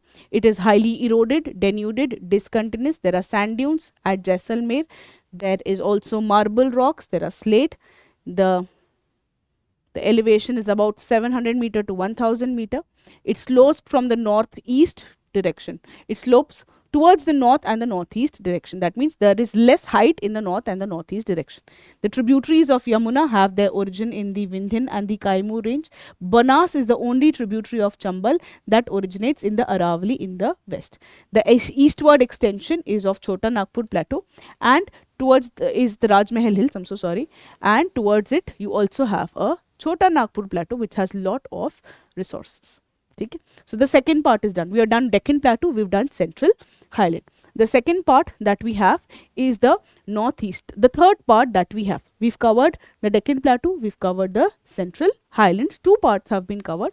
The third part that we have is the northeastern plateau. If I talk about the northeastern plateau, this is in fact the extension of the mainland, main peninsular plateau. So it was a part of the main peninsular plateau, but then it is believed it is an extension of the main peninsular plateau. It is believed due to the force exerted by the northeastern movement of the Indian plate at the time of Himalayas, a huge fault, a huge gap was created between Rajmahal Hills and the Meghalayan plateau. I'll explain this. So what is happening? Initially, the northeastern part was a part of the mainland plateau.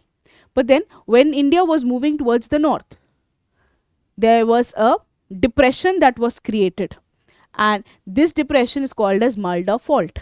Okay, so it says it is an extension of the peninsular plateau.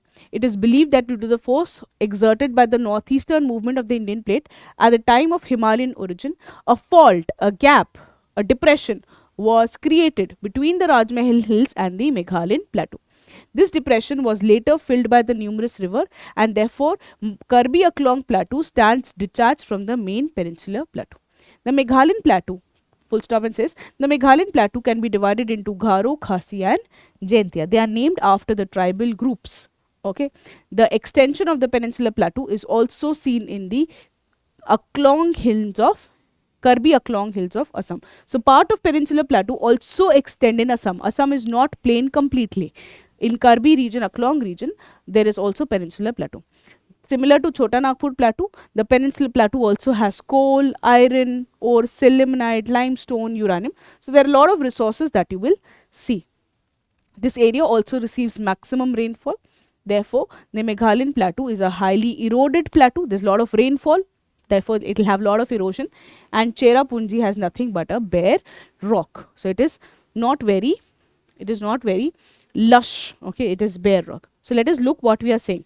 We are saying that, pay attention, we've done Central Highlands, we've done Deccan Plateau. Now we are looking at what? We are looking at the third part, that is the Meghalayan Plateau. We say that initially it was an extension. So this was extending. This was the complete peninsular plateau region. But then later what happened? Something happened that there was a gap that was created. Between what?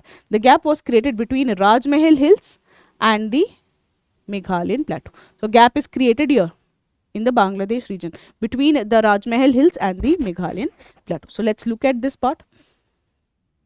Here, initially the plateau is extending. Pay attention. Initially the plateau is extending to as far as Meghalaya. But then as the Indian plate moved north, there's a gap that is created, and this gap was later filled by depositions of rivers.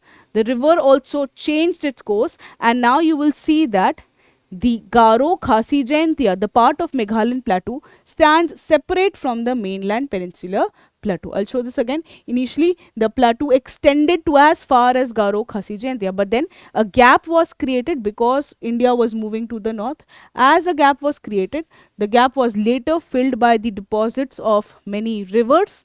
The river also changed its course, and when the river changed its course, now the Meghalayan plateau stands separate from the mainland plateau.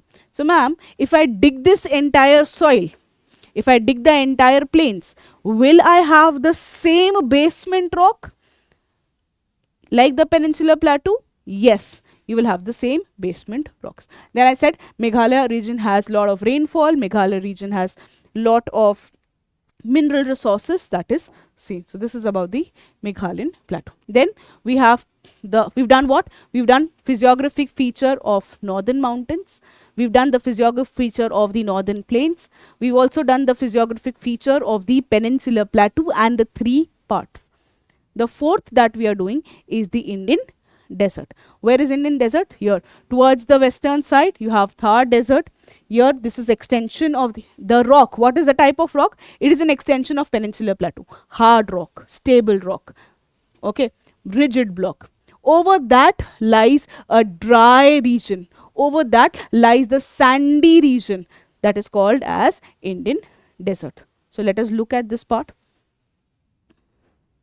Here, the fourth part, that is the Indian desert.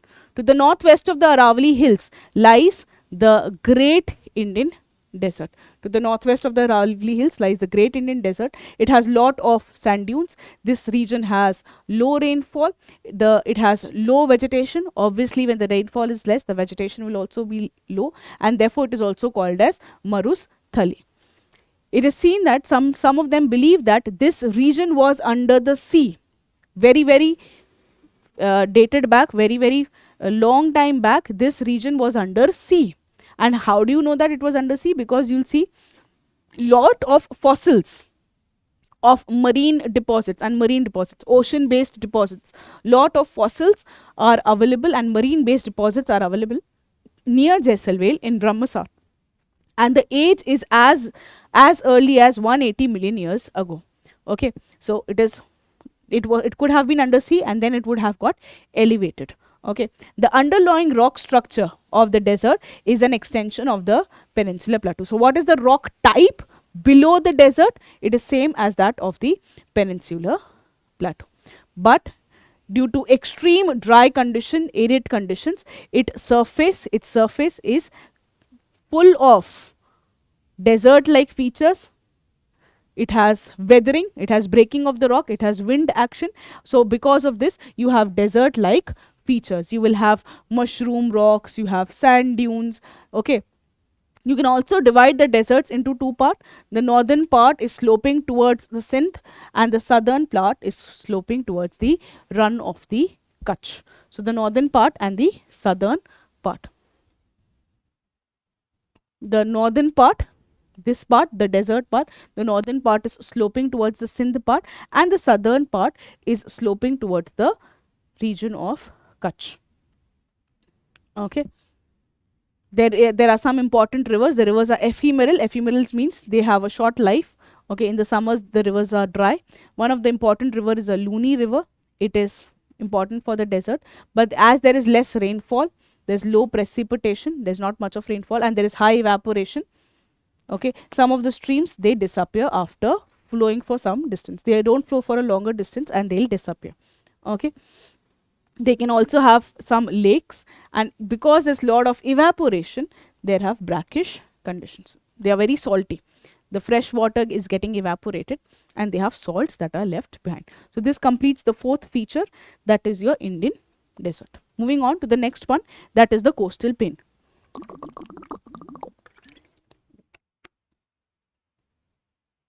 The next feature that we have is the coastal plains. Okay, if I talk about the coastal plains, you can divide it into two parts, the western plain and the eastern plain. So if this is the mainland, on one side you will have the western coastal plain, on the other side you will have the eastern coastal plain. So western coastal plain and the eastern coastal plain. Okay, the western coastal plain are submerged coastal plains. That means what? If this is the plain, this is the western part, this is the eastern part. West coastal plain, they have submerged. They have gone inside the sea. They have gone, this is the sea part. They've gone inside the sea. You'll see the city of Dwarka was once a part of Indian mainland. It was inside the territory. Now it is situated, it's submerged under the water. So it has gone inside the water.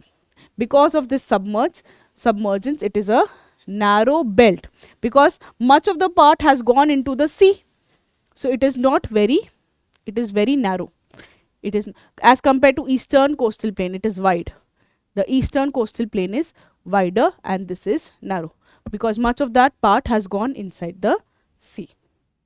Okay, so it is narrow.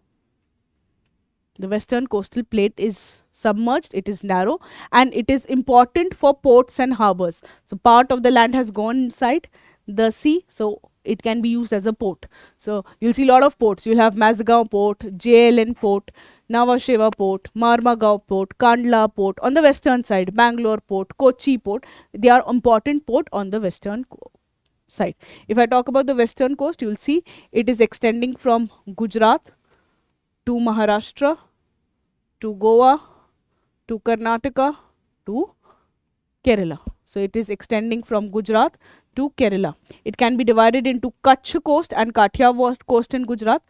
It is known as Kutch and Kathiawar. You know that this is Kutch, this is Kathiawar. So this is Kutch coast, this is Kathiawar coast. The southern part is Kathiawar. It is Konkan coast in Maharashtra. It is Goan coast in Goa. It is Malabar coast in Kerala. Okay. The western coastal plain are narrow in the middle. They get broader towards the north and the south. So northern part, it is still broad. The southern part, it is still broad, but it is narrow in the middle part. In the middle part, it is quite narrow.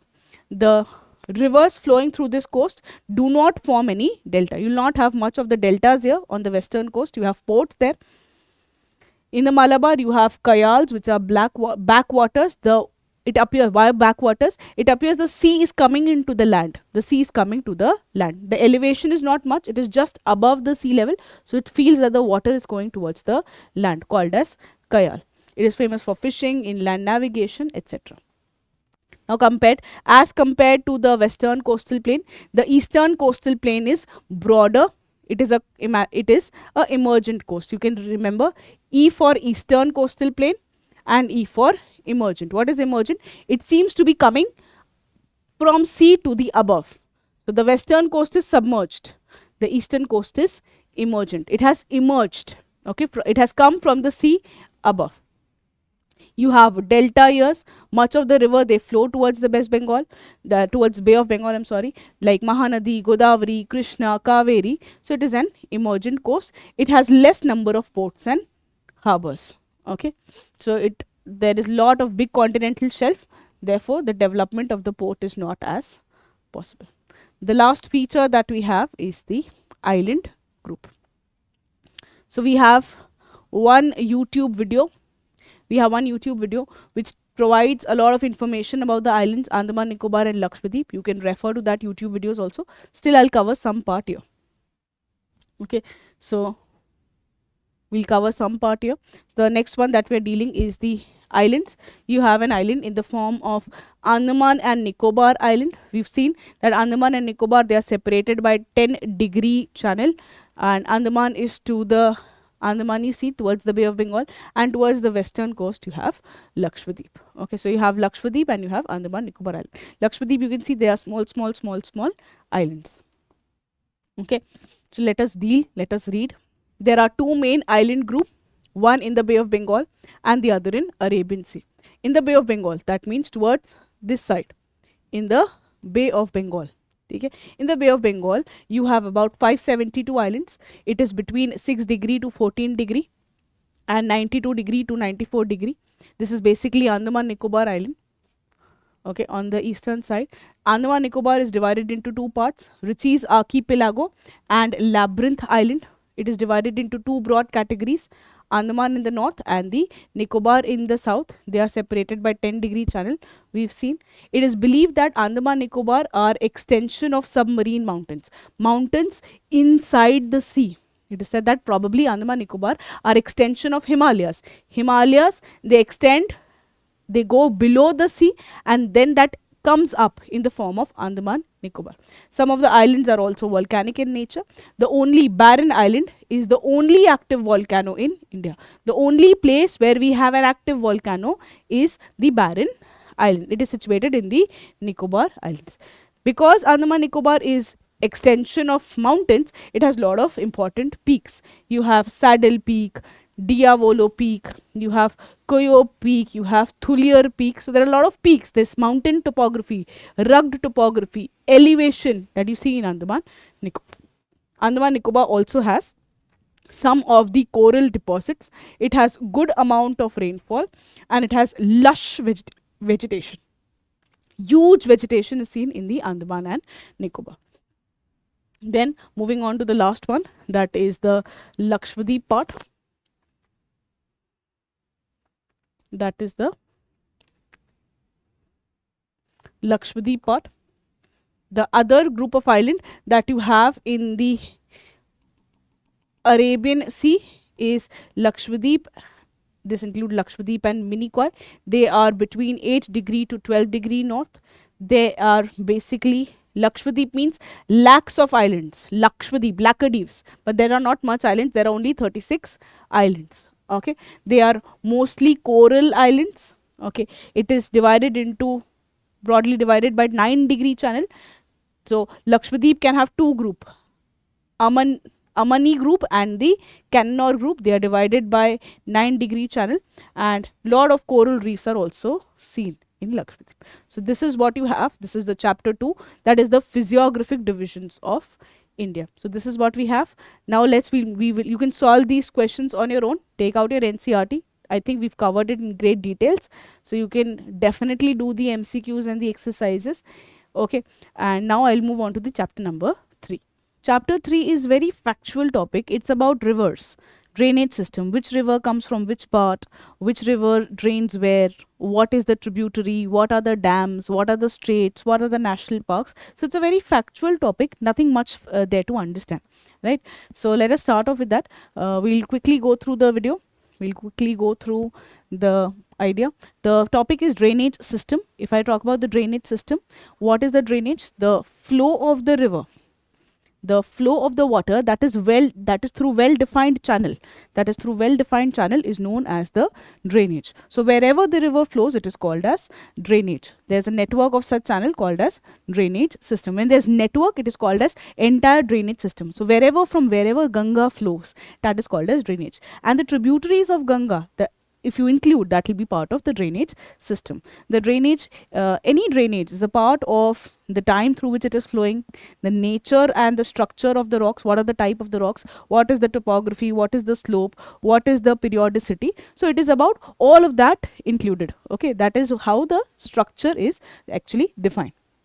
Now, if I move on here, from wherever the river drains, obviously the river is draining, let's say Ganga drains from Uttarakhand, it drains towards Bihar, UP, West Bengal, that is a drainage part. The tributaries, if you include, drainage system. The place from which the river will catch its water. For example, Ganga catches water from Gangotri Glacier. That is what? That is called as catchment area. The river drains and the water is collected from a specific area which is called as the catchment area. Okay, and the area that is drained by a river is called as drainage basin. There are important types of the drainage pattern. There are a lot of types of the drainage pattern. For example, you can see here. For example, you can see the types of the drainage pattern here. Yeah, you'll see this is like a tree. The river is flowing. There are a lot of tributaries that are coming, and it resembles a tree. This is called as dendritic pattern. Okay, the other part, you'll see there is a mountain slope. The river is coming out like radius, each one of them, 1 radius, 2 radius, 3 radius, 4 radius, that is called as radial drainage. So there are different type. One, you can have dendritic, which is like trees. You can have like radial form, radius all over, that is called as radial drainage. You'll see that the river is forming like rectangles. The river is forming rectangles, that is called as rectangular drainage. You can see another form of, so one is dendritic, like tree, rectangular, rectangles, rectangular drainage pattern. Lot of radius from a slope called as radial drainage. The opposite to radial is where a river is coming from lot of mountains and draining them at a lake, draining them at a central point, that is called as centripetal drainage. The river is coming from 1, 2, 3, 4 and is draining at a central point called as centripetal drainage. Another type of drainage is trellis drainage. The river is flowing, the river is flowing, the river is flowing, the river is flowing. It is jointing at right angle. It is not forming triangles, it is jointing at right angles. This is called as trellis drainage. There are a lot of drainage type that the river has, and this is given in your NCERT. As you can see, the drainage pattern resembling the branches of a tree is called as dendritic. Branches of a tree, dendritic. When the river originates from a hill and flow in all direction, that is called as radial. So it is originating from hill and it is flowing in all direction, that is called as radial. When the third one, when the primary tributaries flow parallel to each other, the primary tributaries is flowing parallel to each other and the secondary tributaries are joining at right angle. They are joining at right angle. It is called as trellis. And when the river comes from all the direction and flow at a central point, it is called as centripetal drainage. So centripetal, trellis, rectangular, these are nothing but the important drainage pattern. Moving on, so the drainage pattern. India has lot of rivers. You can see, you can have Indus river, you have Ganga river, you have Yamuna river, you have Brahmaputra river, we have Chambal, Sindh, Betwa, Ken, Luni river. And if you see, much of the rivers in India, you'll see they are flowing towards what? They are flowing towards the Bay of Bengal region. They are flowing towards the Bay of Bengal region. Less of the rivers, very less rivers will flow towards the Arabian Sea. Very small rivers are flowing towards the Arabian Sea. Otherwise, much of the rivers are draining in the Bay of Bengal region. So this is one interesting fact. And you know what is the reason? The reason is elevation of the Peninsular Plateau. The Peninsular Plateau is more elevated on the western side, less elevated on the eastern side. This is how the Peninsular Plateau is shaped. Okay, that is why the rivers are flowing where? The rivers are flowing towards the eastern side. Okay, moving on. So we've seen what is a drainage system, what is a drainage basin. So let us look at this. We've seen what is a catchment area. The catchment area is the area from where the river catches its water, and the area that is drained by the river is called as the drainage basin. Okay, that is called as drainage basin. Moving on, the area, the place that separates one drainage basin from the other is called as watershed. Like we've seen in the previous video or in the video before, that Delhi and Haryana, they were forming a watershed, a drainage divide between Ganga and Indus. So that is what is watershed, area that separates two drainage basin. Okay, the catchment areas of a large river is called as river basin, while that of the smaller river is called as watershed. So catchment of a catchment area, very small river, is called as a watershed, and a catchment area of a big river is called as river basin. Okay, now we've seen that you can divide the drainage basin on the basis of discharge. It is grouped into two types, Arabian Sea and the Bay of Bengal. They are separated through a ridge, Delhi ridge, Aravalli and Sahyadri. You will see this part, Delhi ridge, this one, the figure is this one, that Delhi ridge, I'll show it to you in a different color.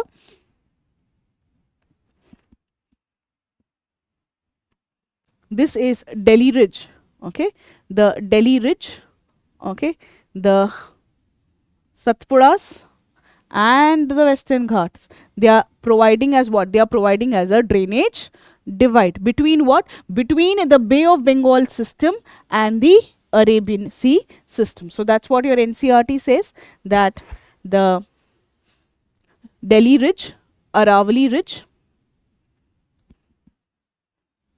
the Delhi Ridge, Aravalli Ridge and Sahyadri, they will provide a water divide. Nearly 77% of the drainage consists of towards the Bay of Bengal, that is Ganga, Brahmaputra, Mahanadi, Krishna, that is towards the Bay of Bengal. Only 23%, that is your Indus River, Narmada, Tapi, Periyar and Mahi, they are draining in the Arabian Sea. So you can have two types of major drainage basin, one towards the Bay of Bengal and the other towards the Arabian Sea. There are the major river basins, and you can also divide on the basis, that is one division that we've seen. The other division is on the basis of the major river, minor river. So major rivers whose catchment area is more than 20,000 square kilometer. The second, medium river basin, which is up to 2,000 to 20,000 square kilometer. So you see, Ganga is a very mighty river. The catchment area, the drainage basin is obviously above 20,000 square kilometer. So it is a major river. But if I talk about Luni, the drainage basin is less than 2,000. So it will become a minor river. So there are three ranges. Above 20,000, major. 2,000 to 20,000, medium. Less than 2,000, minor river. Okay, so this is also how you can classify the major river type. Okay, if you look at many rivers in India, they have their origin in Himalayas and they are draining towards the Bay of Bengal or the Arabian Sea. There are also large rivers in the Peninsular Plateau that have their origin in the Western Ghats. They have their origin in the Western Ghats and they will drain where? They will drain towards the Bay of Bengal region. But in the Peninsular Plateau, there are two rivers like Narmada and Tapi. They are draining towards the Arabian Sea. So if I talk about the major rivers, if I draw the figure of India so that it becomes helpful for you, this is the boundary of India.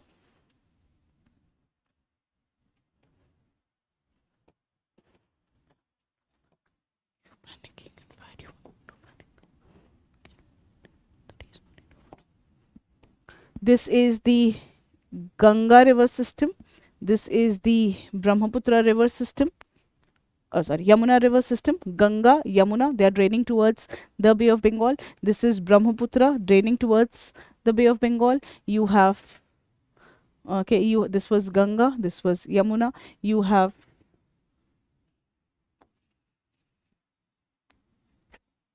Damodar, Subarnarekha, Baitarni, Brahmani, Mahanadi, Godavari, Krishna, Kaveri, Vaigai. Okay, all draining towards Bengal. I can say Damodar, Subarnarekha, Baitarni, Brahmani, Mahanadi, Godavari, Krishna, Kaveri, Vaigai. All of them are draining. If I talk about, these are towards what? These are towards Bay of Bengal. If I talk about the other rivers, like you have Indus River, Satluj River, they are draining towards the Arabian Sea. Narmada River, Tapi River, draining towards Arabian Sea. Periyar River, draining towards Arabian Sea. Sabarmati River, draining towards Arabian Sea. So much of the rivers are draining towards Bay of Bengal. Some amount of rivers are flowing towards the Arabian Sea. So Narmada and Tapi, they are flowing towards the Arabian Sea. Okay? We can also divide the rivers into two types. Like you can say the western, many of the western coast, they name the rivers from the western coast, that is Konkan to Malabar. That is something that you will do. You can also divide them into Himalayan rivers and the peninsular rivers. Okay, so this ways also you can divide. Okay, if I move towards the major rivers of Himalayas, one of the major river of Himalayas is the Ganga, Indus and Brahmaputra rivers. They are coming from Himalayas. They are coming from the melting of snow. They also receive rainfall. They have very, very good V-shaped valleys. they have V-shaped valley, they have waterfalls, they have rapids. So there are a lot of waterfalls, there are a lot of rapids, there are a lot of V-shaped valley. So I can divide Himalayan drainage and the peninsular drainage. If I talk about the Himalayan drainage, the river come from Himalayas and they move towards the plain area. We've seen it is also about Ganga, it is also towards Yamuna, it is also about Indus river, Brahmaputra river. They are coming from Himalayas, they are cutting through Himalayas and they are flowing through the plains. They are flowing through the plains part. They will flow through valleys. They have lot of floodplains. They have good lakes. They have deltas. They have meandering. They meander. For example, Kosi is known as the sorrow of Bihar because you're not able to control the flood. Why sorrow? Kosi will flow here, then it will meander, flow this way. Then it will meander, flow this way. So sometime I can control flood here, but then next year Kosi is flowing like this. I can't control flood. If I control the flood here, Kosi is flowing like this. I can't control the flood. So it is called as sorrow of Bihar because it changes its course frequently. Okay. Then you know, the rivers, they will bring lot of sediments and therefore the river also change their courses. Okay. Now moving on to the Himalayan drainage part. A very important part that you have is Indus. Now first let me show you the figure, then we'll read it from the NCERT. So first one that we'll do is, the first one that we are doing is Indus river system. For your information, we've covered many rivers in the past. We've also covered the Indus river in the past, the sources, the tributaries, the dams. So you can also watch the YouTube videos of that. First one, if you look at Indus river, it is coming from a glacier. The name of the glacier is Bokarchu glacier. River flows like this. It flows through Kashmir. It moves towards Pakistan. It has been there in news right now. Okay. The tributaries of Indus is Jhelum. You can see Chenab, Ravi, Byas and Satluj. All of them combine together to become Panjnad and then they will flow together, the Panjnad. The other tributaries of Indus, you can see Shyok and you can also see Nubra. You can also see Gilgit river, you can see Hunza river. There are other tributaries in Pakistan like Kabul, Khurram, etc. So this is your Indus river. The origin is Bokarchu. You can also see a tributary of Indus, that is Zaskar river and Suru river. There's a tributary Kishan Ganga of Jhelum. So what is this? I'll just quickly repeat. Indus comes from Bokarchu glacier, flows to Kashmir, Ladakh, comes, and the tributaries also from Ladakh, goes towards Pakistan. The tributaries are Jhelum, Chenab, Ravi, Byas and Satluj. All of them combined make Panjnad. There are other tributaries in the form of Shyok, Gilgit. The tributary of Gilgit is also Hunza. The tributary of Jhelum is also Kishan Ganga. The other tributaries are also Zaskar river and you also have Suru river. These are the tributaries and they will make what? They will make the plain area. So this is your Indus river system. Now let me look at this part. So I'll read it from the NCERT about the Indus. It is one of the largest basin. You'll see it has an area of about 1165,000 square kilometer. Therefore, it is definitely a major river. It is known as Sindhu. It is the westernmost of the Himalayan river. It comes from Bokarchu glacier. It has an altitude of 4,116. In Tibet, it is called as Singi Khambam, that is lion's mouth. It flows in the northwest direction between Ladakh and Zaskar. Okay, it passes through Ladakh and Baltistan region. It forms a gorge near Gilgit region. It receives a lot of, there are a lot of rivers like Shyok, Gilgit, Zaskar, Hunza, Nubra, Shigar. These are the tributaries. Gasting and Dras, we've seen that. Okay. The other important rivers are Khurram, Tochi, Gomal, Vyobha, Sangar. Okay. This also, the river flows in the southwest and receives Panjnad. All the 5 rivers makes Panjnad. Satluj, Byas, Chenab, Ravi. Okay, the Punjab name is named by these river, Indus, Satluj, Byas, Chenab, Jhelum. It finally discharges into the Arabian Sea. Then this was about the river Indus. We can also start looking for the tributaries of Indus. Jhelum is a very important tributary. It comes from the foothill at Verinag at Pir Panjal. It flows through Srinagar. It joins Chenab. Jhelum is coming from Verinag in Kashmir, Panjnad. It has Srinagar Valley, Dal Lake, Wooler Lake on it. It finally meets Chenab River. The next one, Chenab is the largest tributary of Indus. It is made up of Chandra and Bhaga. There are two, Chandra and Bhaga, making up rivers. It is flowing through Himachal Pradesh. Both of them, they meet at Himachal Pradesh. Therefore, the river is also known as Chandra Bhaga. It also flows through Pakistan. So, Jhelum is done. Chenab is done. Talking about the third river of Indus, that is Ravi. It is a tributary of Indus. It flows through Rohtang Pass. R for Ravi, R for Rohtang Pass. Okay, it flows in Himachal Pradesh. It flows through Chamba Valley. It enters Pakistan. It also joins the Chenab River. So Ravi also joins Chenab. Jhelum also joins Chenab. It is lying between the Pir Panjal and the Dhauladar range. The next river that we have is Byas, a very small river joining. It's an important tributary of Indus. It comes from Byas Kund. It is flowing through Kulli Valley. It cuts through Dhauladar range. It also enters Punjab, and this meets what? It meets Satluj to form Harike Barrage. So it is forming Harike Barrage or Harike wetland. So that was about your Byas one. The next one you have Satluj. Satluj is coming from Rakshasthal. It is also known as Lanchin Khambam. It is flowing parallel to Indus. So these are factual things. You should have to remember them. The more you revise, the more you'll be able to remember them. It is entering India. Before it enter India, it comes from a gorge at Trupar. It passes through Shipkila Pass, S for Shipkila, S for Satluj. It is an important tributary of Indus and feeds at the Bhakra Nangal projects. So we've done Indus, Jhelum, Chenab, Ravi, Byas and Satluj, the important tributaries of the Indus river. Moving on to the next one, that is Ganga system. Ganga, first we'll look at Ganga and then we will do the NCERT.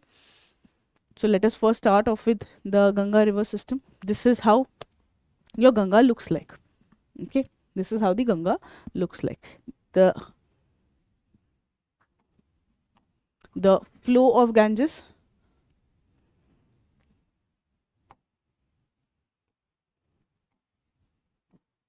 This is how Ganga river actually looks like. Okay, Ganga. Okay, the tributaries of Ganga are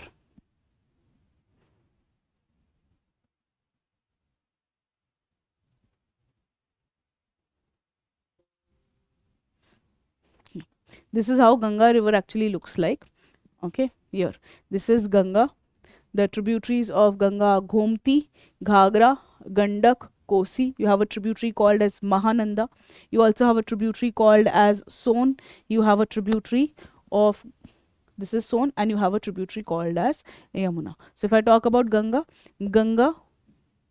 you also have Gomti, Ghagra, Gandak, Kosi, Mahananda. You have a tributary called as Yamuna. You even have a tributary called as Son. Okay. If I talk about from where does Ganga catches its water, Ganga catches its water from Bhagirathi and Alaknanda river. So Alaknanda river and Bhagirathi river, both of them combine together at a Prayag called as Dev Prayag, and only then it is known as Ganga. So there are lot of Prayags on Ganga.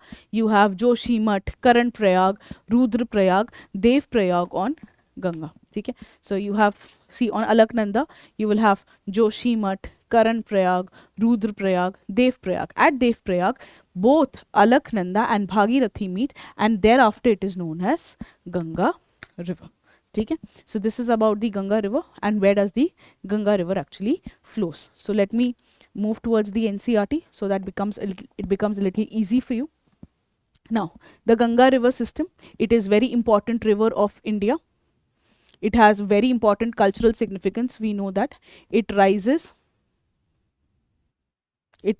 at Gangotri Glacier, that is near Gaumukh in the district of Uttarkashi. There it is known as Bhagirathi. It cuts through the Himalayas, forming the gorges. At Dev Prayag, Bhagirathi and Alaknanda meets Ganga. Alaknanda has its source at Saptopant Glacier. At Alaknanda, you will have Dhauli Ganga, Vishnu Ganga. You have a lot of Prayag. You have Vishnu Prayag, you have Karan Prayag. We've seen that. You also have Rudra Prayag. There are a lot of Prayag on Vishnu Ganga. Thereafter, the river enters the plain and then it starts moving in the direction. It is flowing through Uttar Pradesh, Uttarakhand, Bihar. Ganga flows through all of them. Okay. It also have lot of catchment area. Then if I talk about Ganga, it is one of the largest river of India. It has lot of water. Then it is originating in the Himalayas. The Son is the major right bank tributary. The tributaries of Ganga are Ramganga, Gomati, Ghagra, Gandak and Kosi and Mahananda. We've seen that. One of the trick to remember is Ram jane Gomti ka Ghagra Ganda kaisa. Ram jane Ram Ganga, Gomati, Gomti, Ghagra, Ghagra, Ganda is Gandak, we have Kosi and we have Mahananda river. Finally, it goes into the Bay of Bengal. Another major tributary of Ganga is Yamuna river. Now we'll do the tributaries of Ganga. The tributaries of Ganga are Yamuna, Son, Ram Ganga, Gomti, Ghagra, Gandak, Kosi, Mahananda. First tributary, important tributary is Yamuna. It is the longest tributary of Ganga. It is coming from what? It is coming from Yamunotri Glacier at Bandarpunch Peak. It is the tributaries of Yamuna are Chambal, Sindh, Betwa and 𝐾𝐄𝐿. Okay, they are coming from Peninsular Plateau. There are other tributaries of Yamuna like Hindan, Rind, Sengar, Varun. Okay, much of the water of Yamuna is used for irrigation purposes. This is about Yamuna river. Then you will look at the tributaries of Yamuna and Ganga. Chambal is a tributary of Yamuna. It is coming from Malwa Plateau in Madhya Pradesh. It's basically coming from Vindhyan range. Okay, it is moving through Kota. The Chambal is known for its badland topography, that is Chambal ravines. You've seen, I believe, 12th fail movie. So that is based, talks about Chambal and the ravines of Chambal. Then you have Gandak river. It is also known as Kali Gandak. It is also known as Trishul Ganga. It is flowing through between the Mount Everest. It enters Ganga. Okay. Then you have Gangotri, Ghagra, I'm so sorry. Ghagra, the river originates from a glacier called as Mapcha Chungo Glacier. Then you have some factual information, not very important. Then you have Kosi river, that is also tributary of Ganga. You have Ram Ganga, that is also the tributary of Ganga. Moving on to the next one, that is Mahananda. It is also a tributary of Ganga. It is coming from West Bengal. You have Son river. It is also a tributary of Ganga. It is coming from Amarkantak Plateau. This is important. It is coming from the Amarkantak Plateau. So this way we complete the Ganga river system, the origin and the other things, origin and the tributaries. You look at it. This is Ganga river. You will look at it. The tributary of Ganga is Yamuna. If I talk about, this is the Yamuna river. The tributaries of Yamuna are Chambal, Sindh, Betwa and 𝐾𝐄𝐿.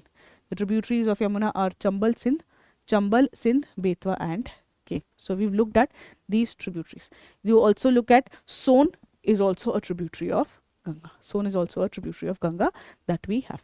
Now we are moving on to the other river, that is Brahmaputra river. As you can see, Brahmaputra comes from Tibet region. It is coming from the Tibet region. It is moving to the east direction. It takes a U-turn. It is known as Dihang in India. It is joined by two rivers, Dibang and Lohit. Thereafter it is known as Brahmaputra.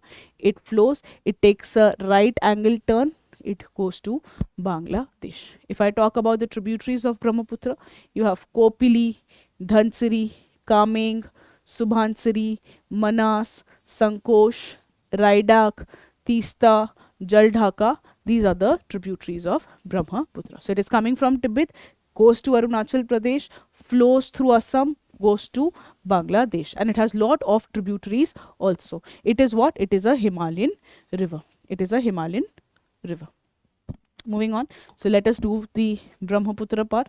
Brahmaputra, it is one of the largest river of the world. It is one of the largest river in the world. It has origin in Chemang-Yungdeng Glacier. It is a lake. It is traversing eastward. It is moving towards Tibet. It is known as Sangpo. It It has the right bank. It is also the right. Rango Sangpo is one of the right bank tributaries of the river in Tibet. The river is very, very dynamic.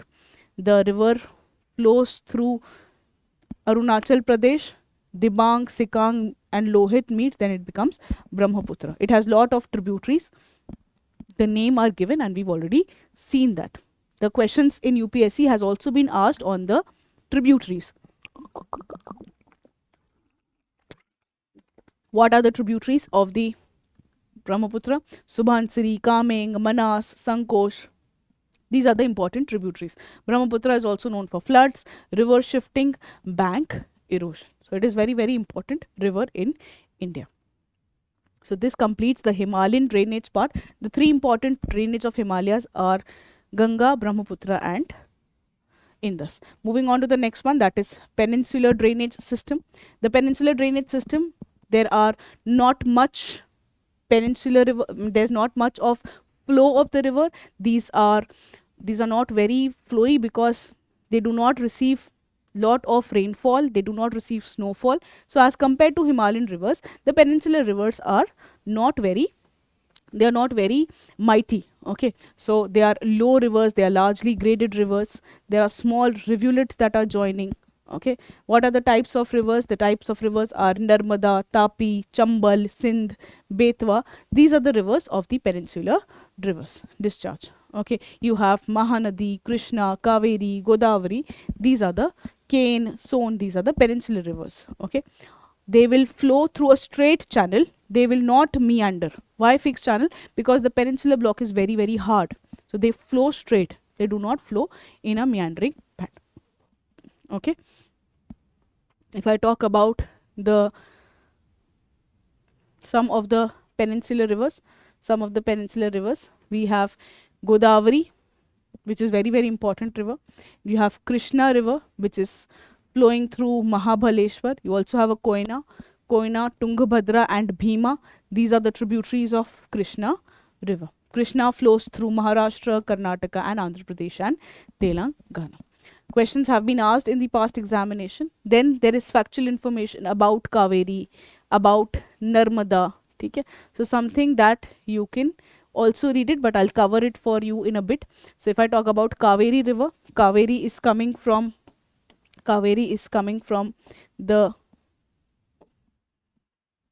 comes from Brahmagiri hills, that is in Karnataka.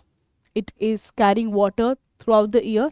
There is comparatively less fluctuation. Kaveri flows between Kerala, Tamil Nadu and Karnataka.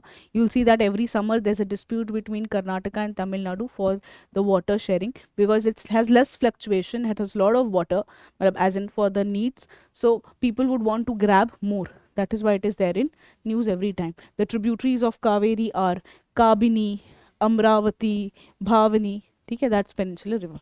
Narmada is also coming from Amarkantak plateau like snow. It is flowing through a rift valley. We know what is a rift valley. It is flowing between Satpura and Vindhyas. A very important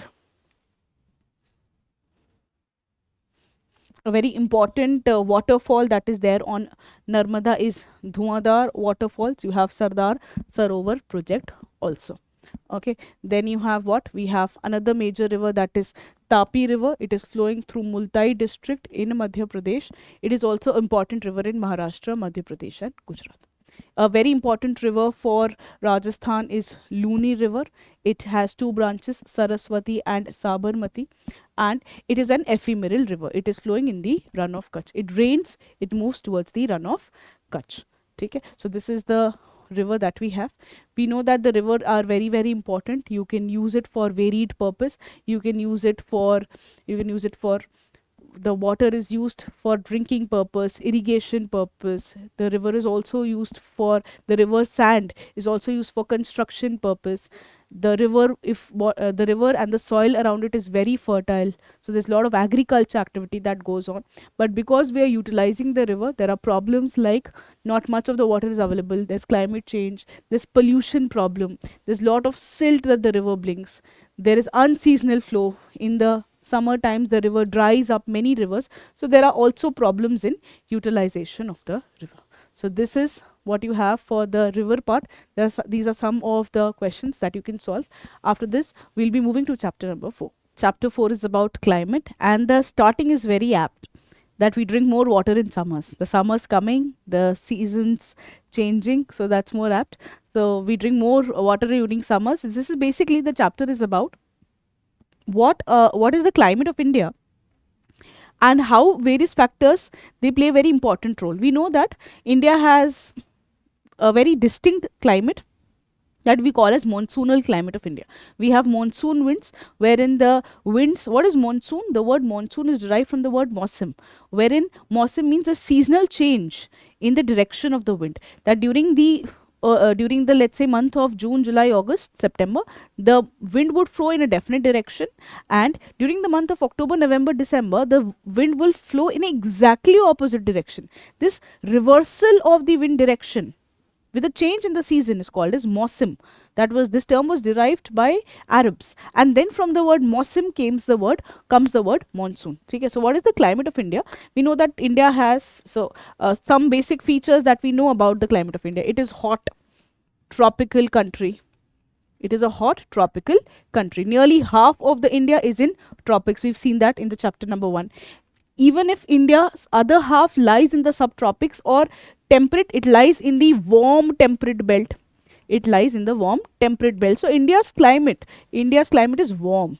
We have monsoon, where we have 4 months of distinct rainy season. We have 4 months of rainy season. Because we have 4 months of rainy season, you will have, so this is also wet.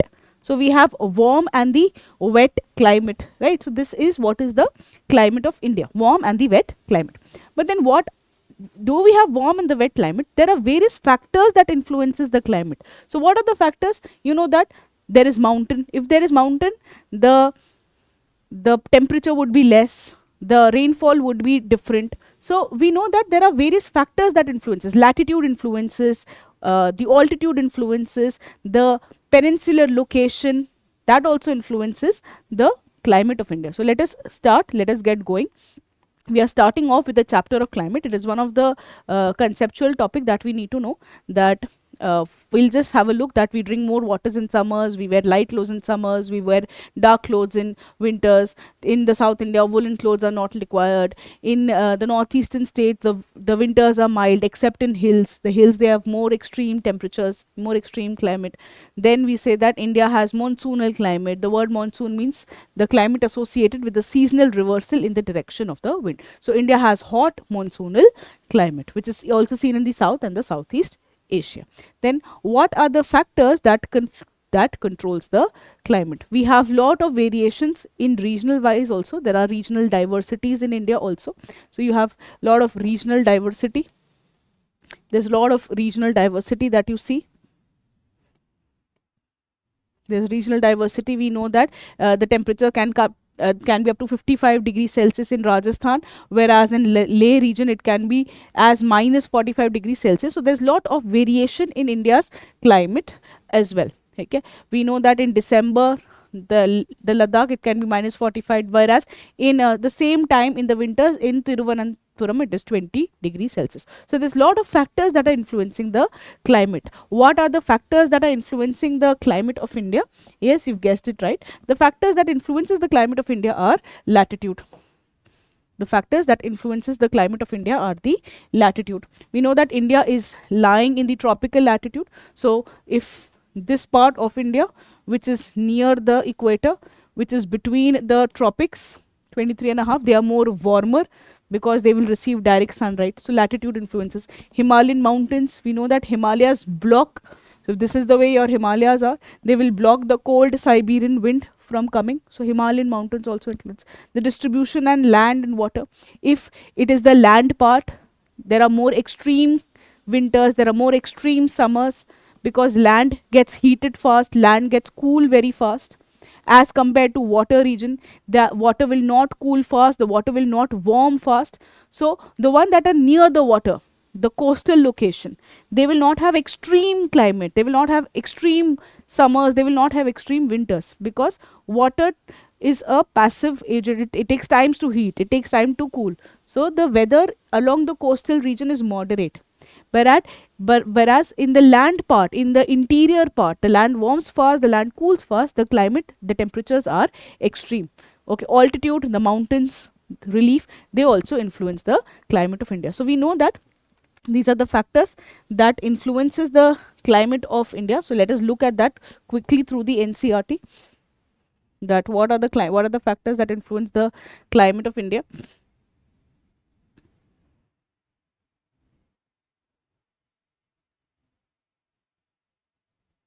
The factors that determine the climate of India are: one, it is the latitude. We know that India has about 30-degree longitudinal and the latitudinal extent. The Tropic of Cancer passes through the central part. The northern part lies in the subtropical range, whereas the southern lies in the tropical zone. Okay, so there is variations there. The tropical zone is near the equator. It experiences high temperature. There is less variation. Area to the north of tropical Cancer, which is away from the equator, has high daily range of temperature, and the annual range of temperature, especially Delhi. If you see, Delhi is very, very hot in summers and very, very cold in winters, because it is on a higher latitude and it is also surrounded by the land. But if I talk about Chennai, it is on a lower latitude. The winters it is about 20 degrees Celsius, summers it is about 30 degrees Celsius. So the range is less. So latitude also influences the range of the temperature, daily as well as seasonal wise, the year wise. Himalayas, we know that Himalayas in the north, they act as a climatic divide. They protect the subcontinent from the cold northern winds. Therefore, India is not very cold, because the winds are blocked by the Himalayas. The wind that blows from the Arctic Circle, the Himalayas also trap the monsoon winds. So Himalayas protect us from the cold winds. Then you have land water distribution. The India is flanked by the Indian Ocean on 3 sides. We know that this is Indian Ocean, this is the Indian Ocean, and this is the Indian Ocean.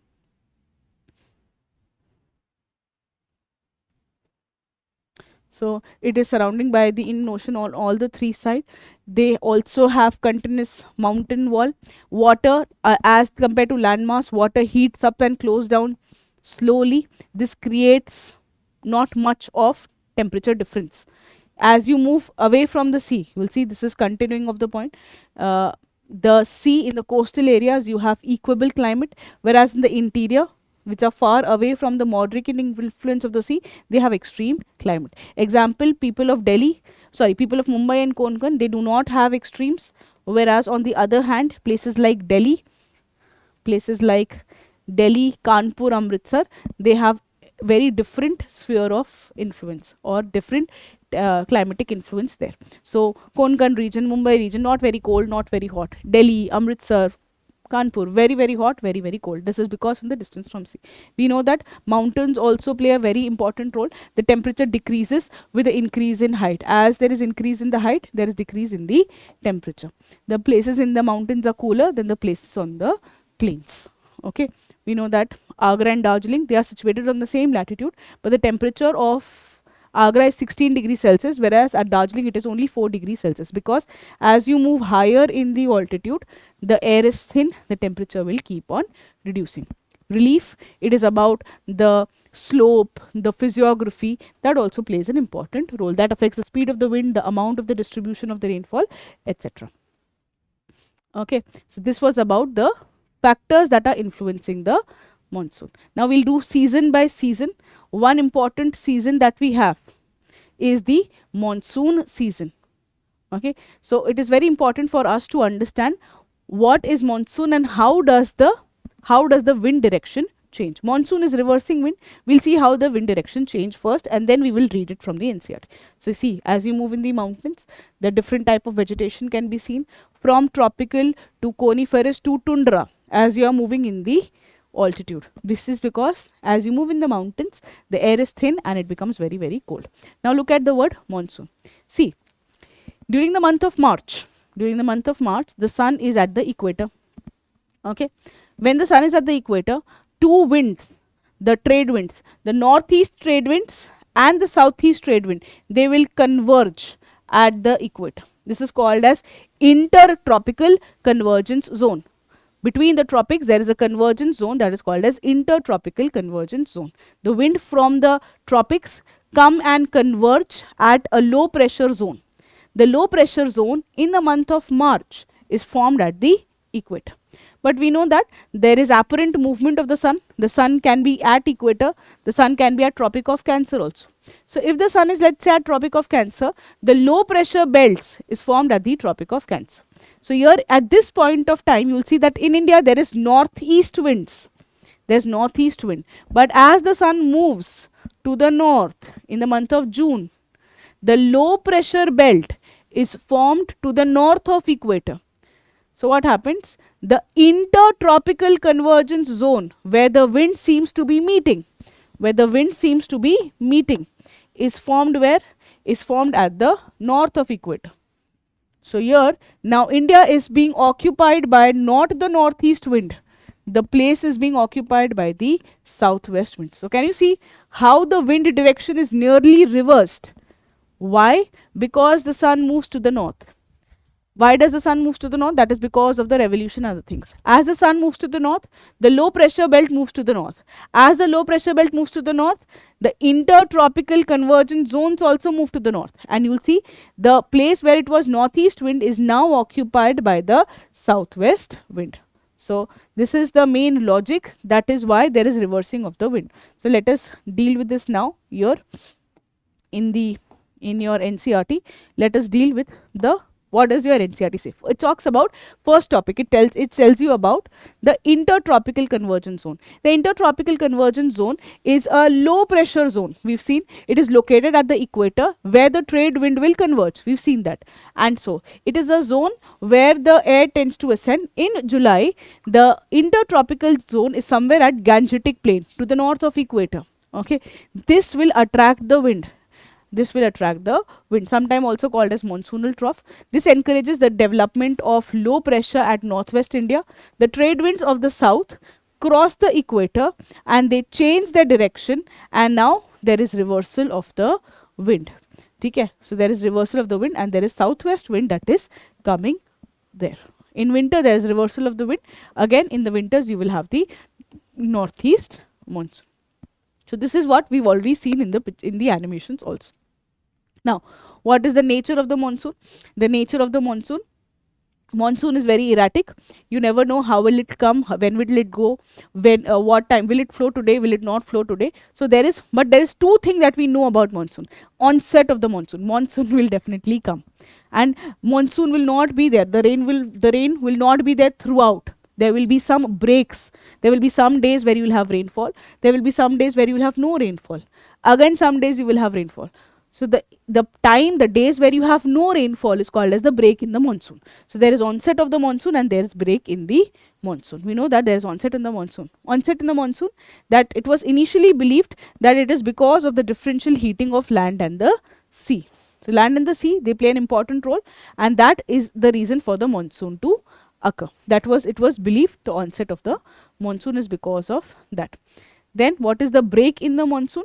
Break in the monsoon is because of some other factors that is very unique. Okay, we know that the monsoon comes to India it is first coming at the Kerala coast, and then it moves to the Kolkata by July. It reaches Mumbai. It reaches then the northwestern part of the country. So it comes from Kerala. It comes from south, from Kerala to Mumbai to Kolkata to the northwestern part and the entire subcontinent. What is break in the monsoon? Break in the monsoon is there are few days where there will be no rainfall. Okay, that is called as the break in the monsoon. The dry spells are very, very common in the rainy season. This can occur due to a lot of factors. Okay, that the ITCZ is not established. The winds are blowing parallel to the coast, so that is why you will not have rainfall there. Now, moving on to the seasons that we have in India. We have cold weather season, we have hot weather season, we have southwest monsoon season, we have the season of retreating monsoon. The first one, we will start off with the cold season, then we'll move on to hot season, then we'll move on to monsoon, the onset and the break in and the retreating monsoon. Okay? So let us first start with the first season, that is the cold winter season. You look at the cold winter season, you know that the places which are on a higher latitude, they will face cold winters. Like in Kashmir, the temperature can be below 10 degrees Celsius on an average. Towards Delhi, the temperature can be less than 15 degrees Celsius. But in the south, the temperature is generally about 25 degrees Celsius. It's about 20 to 25 degrees Celsius. So as you move in the north, you will see that it is more cold in the north. Why? Because on a higher latitude, and also it is surrounded by the land. So there are two reasons. Why is the north cold? Because it is surrounded by the land, and it is because on a higher latitude. So it is more cold in the north, comparatively warmer in the south. If it is more cold in the north, what happens? In the north, you will have what? In the north, you will have colder conditions, so you have high pressure. In the south, you have low pressure. We know that the wind moves from high pressure to low pressure. The winds move from high pressure to low pressure. So the winds are moving from what? The winds are moving from land to ocean.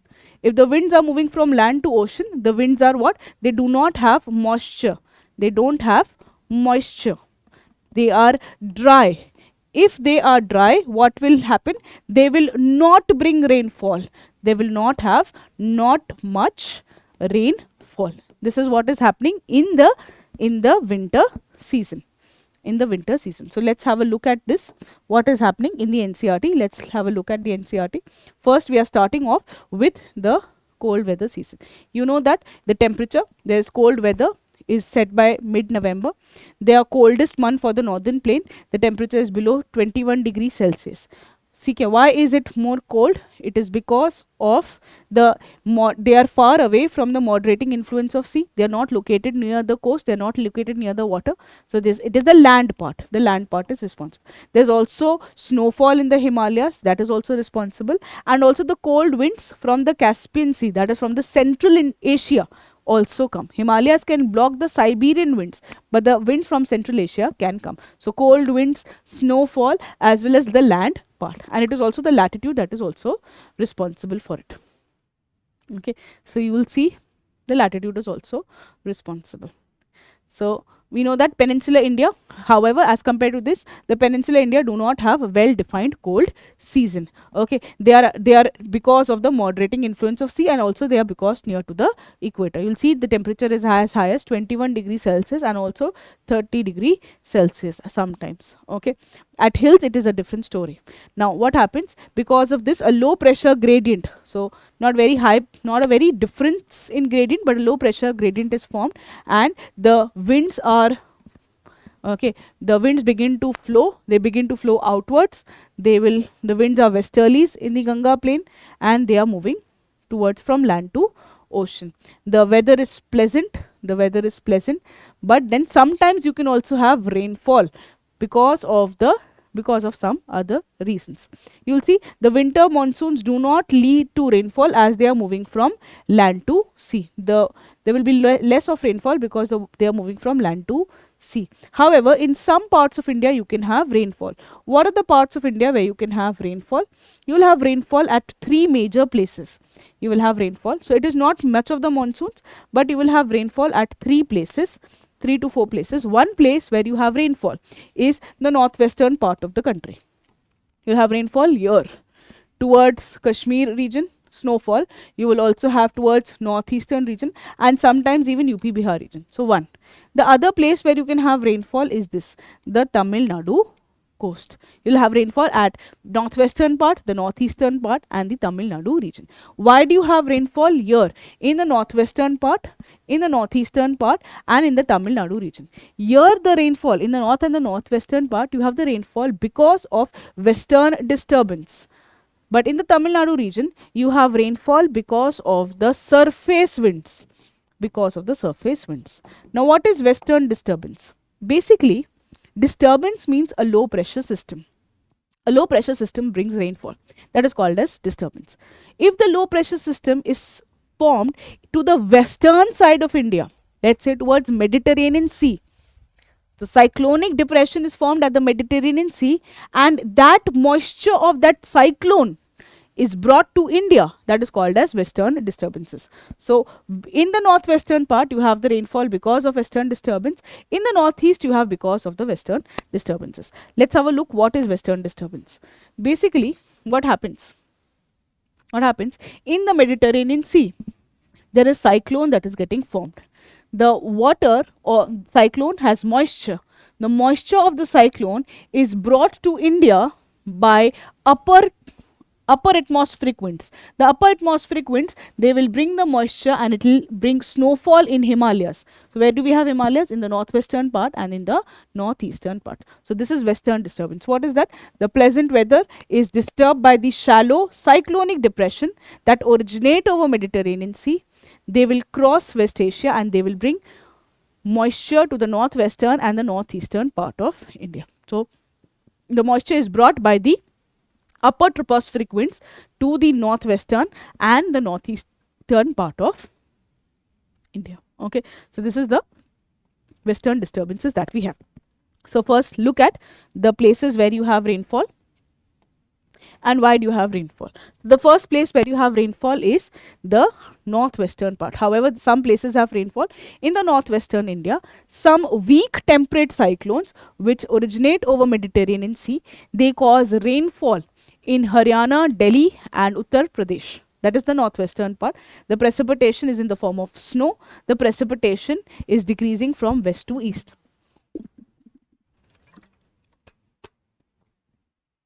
Okay, and from north to south. The average wind, the places where you can get rainfall is Delhi, Punjab, Bihar. The other places where you can get similar rainfall is in the central part of India. You can also get winter rainfalls in Arunachal Pradesh and Assam. That is because of the western disturbance. But we also have rainfall, plus you also have rainfall in the Tamil Nadu coast, along the Tamil Nadu coast and the Andhra Pradesh and Karnataka and Kerala. Why do you have rainfall here? The reason you have rainfall here is something else. So we know that this is the coast of India. This is the coast of India. We know that the winds are blowing from land to ocean. They'll blow from land to ocean. They'll blow from land to ocean. But sometimes because of the coastline, along the Tamil Nadu region, the northeast winds, they are blowing from ocean to land. So here in the Tamil Nadu region, you have rainfall because the wind are moving from ocean to land. It is because of the topography. That you will see. So here during the October, the northeastern monsoon, they pick up moisture from the Bay of Bengal and cause torrential rainfall in Tamil Nadu, southern Karnataka, southern Andhra Pradesh and Kerala. So this was about the winter season. Moving on to the summer season, that is the hot weather season. The opposite is the case. If in the northern part it was very, very cold in winters, it will be very, very hot in the summers. So let's have a look at this point. So we are moving on to what? We are moving on to the hot summer season. The northern part is very, very warm. Why? Because it is surrounded by the land. Continent. So land gets warm very fast, land gets cool very fast. So land has become very, very warm by summers. But water is not as warm, so you'll not have much of the temperature here. You look at the temperature is about 45, 50 degrees Celsius. If you look at the temperature here, it's about 30, 32.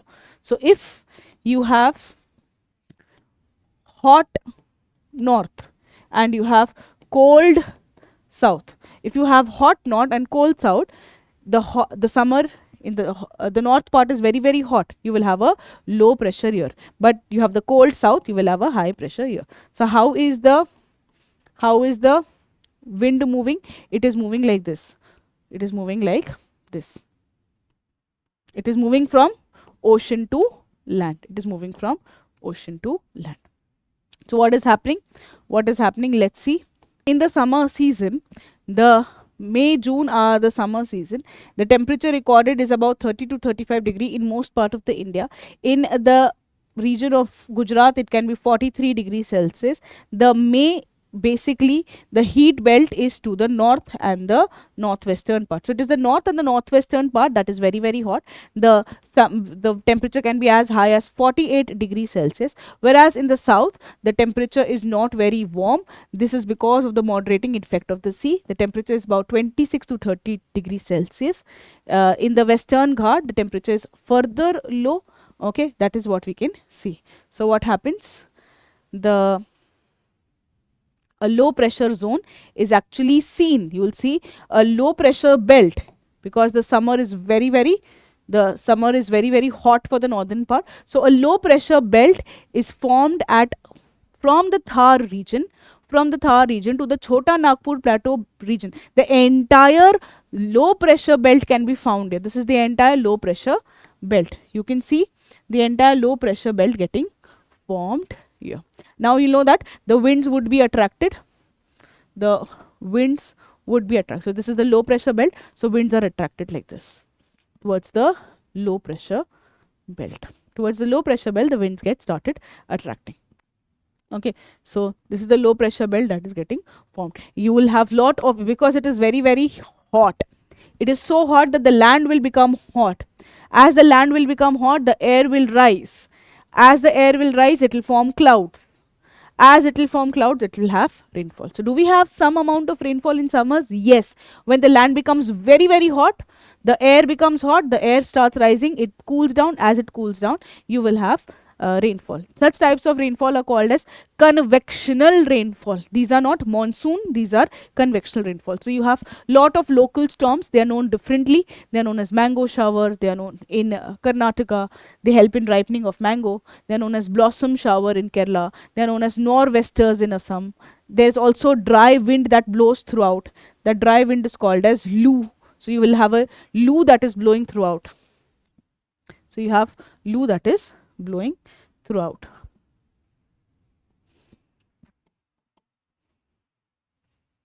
Okay, so we have lu that is blowing throughout. You have local storms like Bardoli Chira, Kal Baisakhi, mango shower, cherry blossoms. So you have all of these that takes place. You can see this. These are the conventional showers. You will see mango shower, blossom shower, nor'westers, and lu. Okay, where do they flow? This is the place where you have lu, the belt. You have local storm like mango shower, blossom shower, Kal Baisakhi, Bardoli Chira. This is how it looks. You see a lot of clouds when it's too hot. You'll see dust storms. The temperature is so high that it can also cause heat stroke. It can also cause heat stroke. So this is what this is about your. This is about the summer season. You can have a look at here. In the summer season, what is happening? In the hot weather season, what is actually happening? Okay, so this is the northern part, the northern half of the sea, the northern half of the country. The northern half of the country there's very, very elongated low pressure belt. Okay, this elongated low pressure belts, this is leading to very, very hot winds called as lu. Okay, this is common in Rajasthan and various other places. Okay, this also has violent wind, torrential rains, and also hail storms. So this was about the summer season. Moving on to the next one, you'll see this is what we have: mango shower, blossom shower, nor'westers, Kal Baisakhi, and then we have the southwest monsoon season. We have lot of rainfall in India that is coming in the 4 months, that is your monsoon season. So the first what we call is, this is a southwest monsoon, because the wind seems to be coming from the southwest direction. As the wind come from the southwest direction, they are called as southwest monsoon. They are called as the southwest monsoon. Okay. Now, the wind they will come. There is sudden onset. It will start off very rapidly. It are moisture laden winds. There are violent storm. There's violent lightning that is happening. The winds, they will come from. There are some there is sudden onset is called as burst, and we know that there are some days which will not rain, they are called as break. So the burst of the monsoon and the break of the monsoon. The monsoon, they come in two parts. One is the Arabian Sea branch and the Bay of Bengal branch. Is this something that is factual, that where, how do they flow, where, what is the wind they bring? It is very, very easy. I'll just make the diagram for you so that you can understand it in a better manner. So here, this is the coast of India. Okay, the monsoon is coming. This is the place from which your monsoon will come. The monsoon will flow into two parts. One is the Bay of Bengal branch. This is the Bay of Bengal branch, and this is the Arabian Sea branch. Arabian Sea branch, how does it move? It moves like this. The Arabian Sea branch is encountered by the Western Ghat. It brings lot of rainfall on the western side of the Western Ghat. There's a lot of rainfall. On the eastern side of Western Ghat, there's not much of rainfall. The wind, they will start moving like this. The winds move parallel to Aravalli. They also give rainfall along Amarkantak. They also give rainfall some parts of Kerala also. This is what happens to the Arabian Sea branch. It is giving rainfall to the western side of the Western Ghat. It is giving rainfall to the coast of Kerala, Tamil Nadu. It is also giving rainfall along the Amarkantak, and it will move parallel to Aravalli. If I talk about Bay of Bengal branch, it is moving like this. However, when it is coming in contact with some hills here, that is in Myanmar, it then turns. The course is turned. It will then bring rainfall where? It will bring rainfall in the northeastern part, and it will bring rainfall in the northern plains. The Bay of Bengal branch brings rainfall in the northeastern plateau, that is Peninsular Plateau, Meghalayan region, Assam region, and also towards the northern plains. At along Himalayas, both of the winds, they will converge and they will bring rainfall to Punjab, Haryana, and various other places. So if I talk about the Arabian Sea branch, the branch is obstructed by Western Ghat. They give rainfall to the windward side. They bring very heavy rainfall to the windward side. They cause little rainfall on the rain shadow area. Another branch of Arabian Sea is moving towards Mumbai and along Narmada and Tapi Valley. It will bring rainfall along the Narmada Tapi Valley as far as Amarkantak. Another branch, it moves towards the Saurashtra Peninsula. Okay? So this was about the Bay of Bengal branch. The third branch, they will move. So it is bringing Western Ghats. The second was towards the Narmada Tapi Valley. Third one was moving towards Saurashtra. It moves towards Aravalli region. It moves towards the Aravalli region, and in Punjab and Haryana, it is joined by the Bay of Bengal branch, and they will give rainfall in Himalayas. Okay. If I talk about the Bay of Bengal branch, it is striken by at Myanmar. There are hills like Arakan Hills that will deflect a major portion of branch towards India. It enters West Bengal, Bangladesh, and from there it moves towards the northern plains. It moves towards the Ganga and the Punjab plain. The one branch also moves towards Meghalaya, and it receives the highest amount of rainfall. Okay, you know that there are some places which will not receive rainfall. These are caused, sometimes there is dry season, especially in the rain shadow region towards the eastern side of Western Ghat, and also in the Tamil Nadu region. Tamil Nadu does not receive much of the rainfall. Then we have the season of the retreating monsoon. Once the monsoon comes, it also goes away. As it goes away, firstly it will move from the north. That means Punjab will receive very less amount of rainfall and very few days of rainfall. So Punjab, say it starts withdrawing, then it withdraws from UP, Bihar, then it withdraws from Maharashtra, then it withdraws from Kerala. So the last point to exit is Kerala. The first point to exit is Punjab. The season of retreating monsoons are October and November. That is the monsoon starts having a southward march. As the sun marches south, the monsoon also retreats. It also starts retreating. By Rajasthan, it will withdraw by the first week of September, by Ganga plain by the end of the month, and then from Karnataka, Tamil Nadu, etc. The retreating monsoon does not have much of the rainfall. There is clear sky, but the land is still moist because it was just a rainy season before. The land still has water, so it has lot of heat. There's lot of moisture. As there's lot of moisture, there's lot of heat. This is called as October heat. So this is what you have for the monsoon. There are traditional Indian seasons which are not very important for the examination. What is important for the examination are distribution of rainfall. I'll show you the map for the distribution of the rainfall. We've already seen this part. We've seen this part. See, how does the monsoon come? It comes first in Kerala, then, so this is the Arabian Sea branch, this is the Bay of Bengal branch. Both of them will merge and then it will give rainfall. So here you'll see the Arabian Sea branch and the Bay of Bengal branch. So first part to receive rainfall is Kerala and Andaman and Nicobar. The last place to receive rainfall is the Punjab region. So this is how the monsoon starts coming from the south to north. The monsoon will come in two branches. It comes into the two branches, that is this is the progress of the monsoon from the south to north. It comes in two branches, the Arabian Sea branch and the Bay of Bengal branch. Both of them meet at the foothills of Aravalli and give rainfall. This is the progress of monsoon. But how does the monsoon withdraw?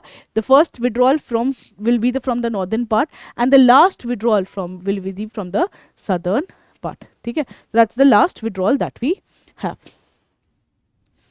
Clear?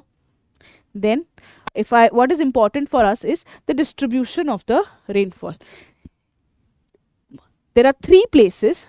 If I talk about the distribution of rainfall, there are three places. I'll divide it into three parts. One, there are three places in India. I'll divide it into three parts. One part, two part and three part. Okay. In India, there are places which have very heavy rainfall. The places which have very heavy rainfall. What are the very heavy rainfall? There are places where you have moderate rainfall, not much of rainfall, and there are places where you have very less rainfall. The places which have very heavy rainfall are the western side of Western Ghat. Okay. The second place where you have very heavy rainfall is Andaman and Nicobar. The third place where you have very heavy rainfall is the northeast India. Three places where you have very heavy rainfall: Andaman, Nicobar, northeast India, and the western side of the Western Ghats. So what is western side of Western Ghats? This is Western Ghat, the western side of the Western Ghat. You have very heavy amount of rainfall. Okay, the western side of Western Ghat. The places where you have very less rainfall, you will have Ladakh region, very less rainfall. You have Rajasthan, Thar region, very less rainfall. And the third place is the interior part of Peninsular Plateau. The interior part of the Peninsular Plateau. So if this is the Peninsular Plateau, the interior part, the middle part of the Peninsular Plateau, like the Rayalaseema region, the Vidarbha region, they will have very less rainfall. The Telangana part, they will have less rainfall. And everywhere else, except these six, everywhere you have what? Moderate rainfall. So if you look at the map, of India, Lakshadweep, Andaman, Nicobar, very heavy rainfall. Western side of Western Ghat, very heavy rainfall. The northeastern India, very heavy rainfall. These are the three places. The three places which have very heavy rainfall. The next three places which have less rainfall are marked in yellow.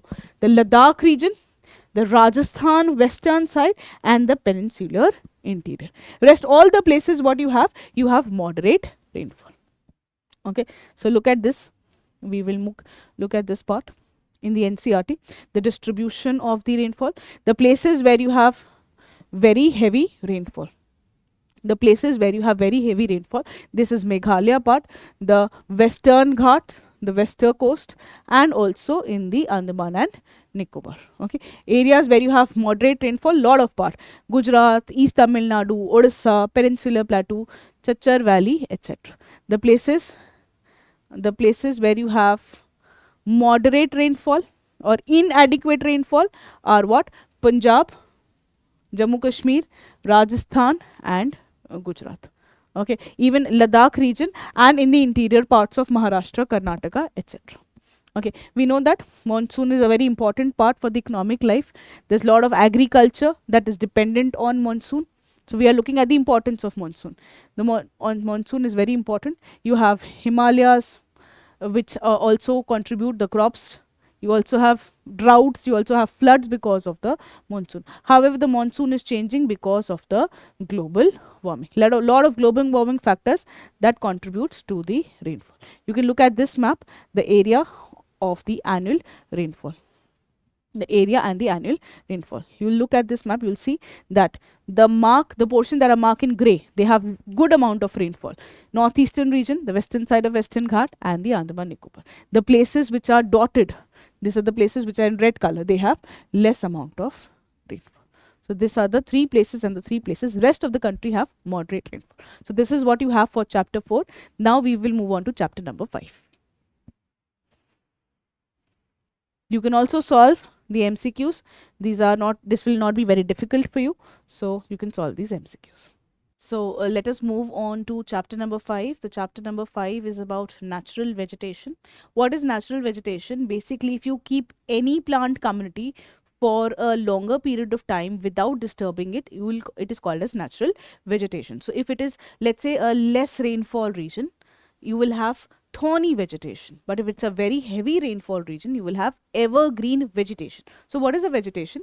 Vegetation basically means a plant community that has been left undisturbed for a longer period of time, and they adjust themselves to the climate conditions fully. Right, we know that there are few places where we will have very, very heavy rainfall. The western side of Western Ghats, the northeastern region and the Andaman Nicobar, where you have lot of heavy rainfall. As there's lot of heavy rainfall, you will have evergreen vegetation there. And we know that there are 3 places where you have dry conditions: the Rajasthan region and the surrounding Gujarat region, the Ladakh region and also the peninsular interior. So you will have thorny vegetation there. Okay, and rest of the India you will have monsoonal vegetation, because the rest of India has moderate rainfall. And in the hilly regions you will have montane vegetations. Okay, whereas in the coast you will have the swampy vegetations. These are the major vegetations in India that we have. So let us start reading that India has a lot of diversity of the natural vegetation. You'll see there's a lot of diversity of the natural vegetation.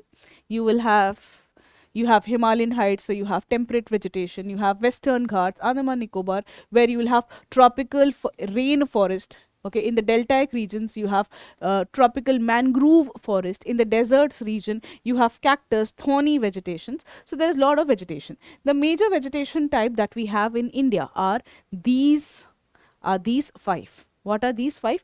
Tropical evergreen that we've seen in the western side of Western Ghats, the Andaman Nicobar region, and also the northeastern region. You have tropical deciduous forest in the monsoonal vegetation.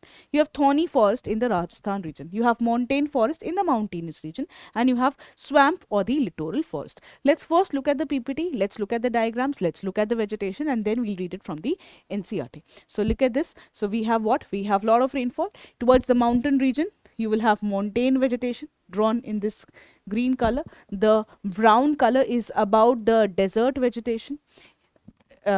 Dry vegetation, this is also dry vegetation, this is also dry vegetation, the brown and the yellow color. The dark green is the evergreen vegetation. You also have this background, which is the monsoon vegetation. So I'll just repeat that towards this part, this one and this one, these are what? Thorny forest. These are what? These are the thorny forest. Ladakh side, the Rajasthan side, some parts of Gujarat, also peninsular interiors, you have thorny vegetation. Towards the mountain side, which is the mountainous region, you have what? You have montane vegetation. This is the mountainous region. In the mountainous region, Uttarakhand region, Himachal Pradesh region, you will have montane vegetation. Clear? Then let me color the thorny vegetation with yellow so it becomes more visible for you. This is the yellow part, the thorny vegetation, and also the thorny vegetation. The 3 parts. Where do you have evergreen vegetation? I'll color them in with dark green. This is the evergreen vegetation. This is the evergreen vegetation. This is the evergreen vegetation. The wet evergreen vegetation. The evergreen vegetation. The evergreen vegetation. And the rest part of the country, you have what? Deciduous forest. So these are the 5 forests that we have. How do they actually look? If you look at the evergreen forest, it's lush green, full canopy, very very thick. You will not have the sunlight reaching the ground. You'll see the dark region, the sunlight does not reach the ground. This is the tropical evergreen forest. Then moving on to the tropical deciduous forest, they are also green, but they do not have thick canopy. Canopy is the covering. They have space in between. So these are tropical deciduous forest. The difference between tropical evergreen and tropical deciduous is evergreen, they will have rainfall throughout the year, so there is no definite season where they will shed the leaves. But the tropical deciduous forest, there is a definite season where the leaves are being shed. The leaves are being shed, that's the definite season. The tropical deciduous forest. Okay, and then we have thorny vegetation.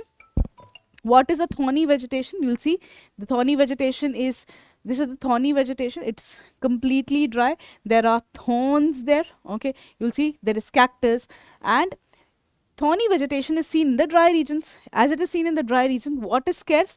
Water is scarce. As water is scarce, what happens? The trees have some adaptations. What are the adaptations that the trees have? They will have thorns.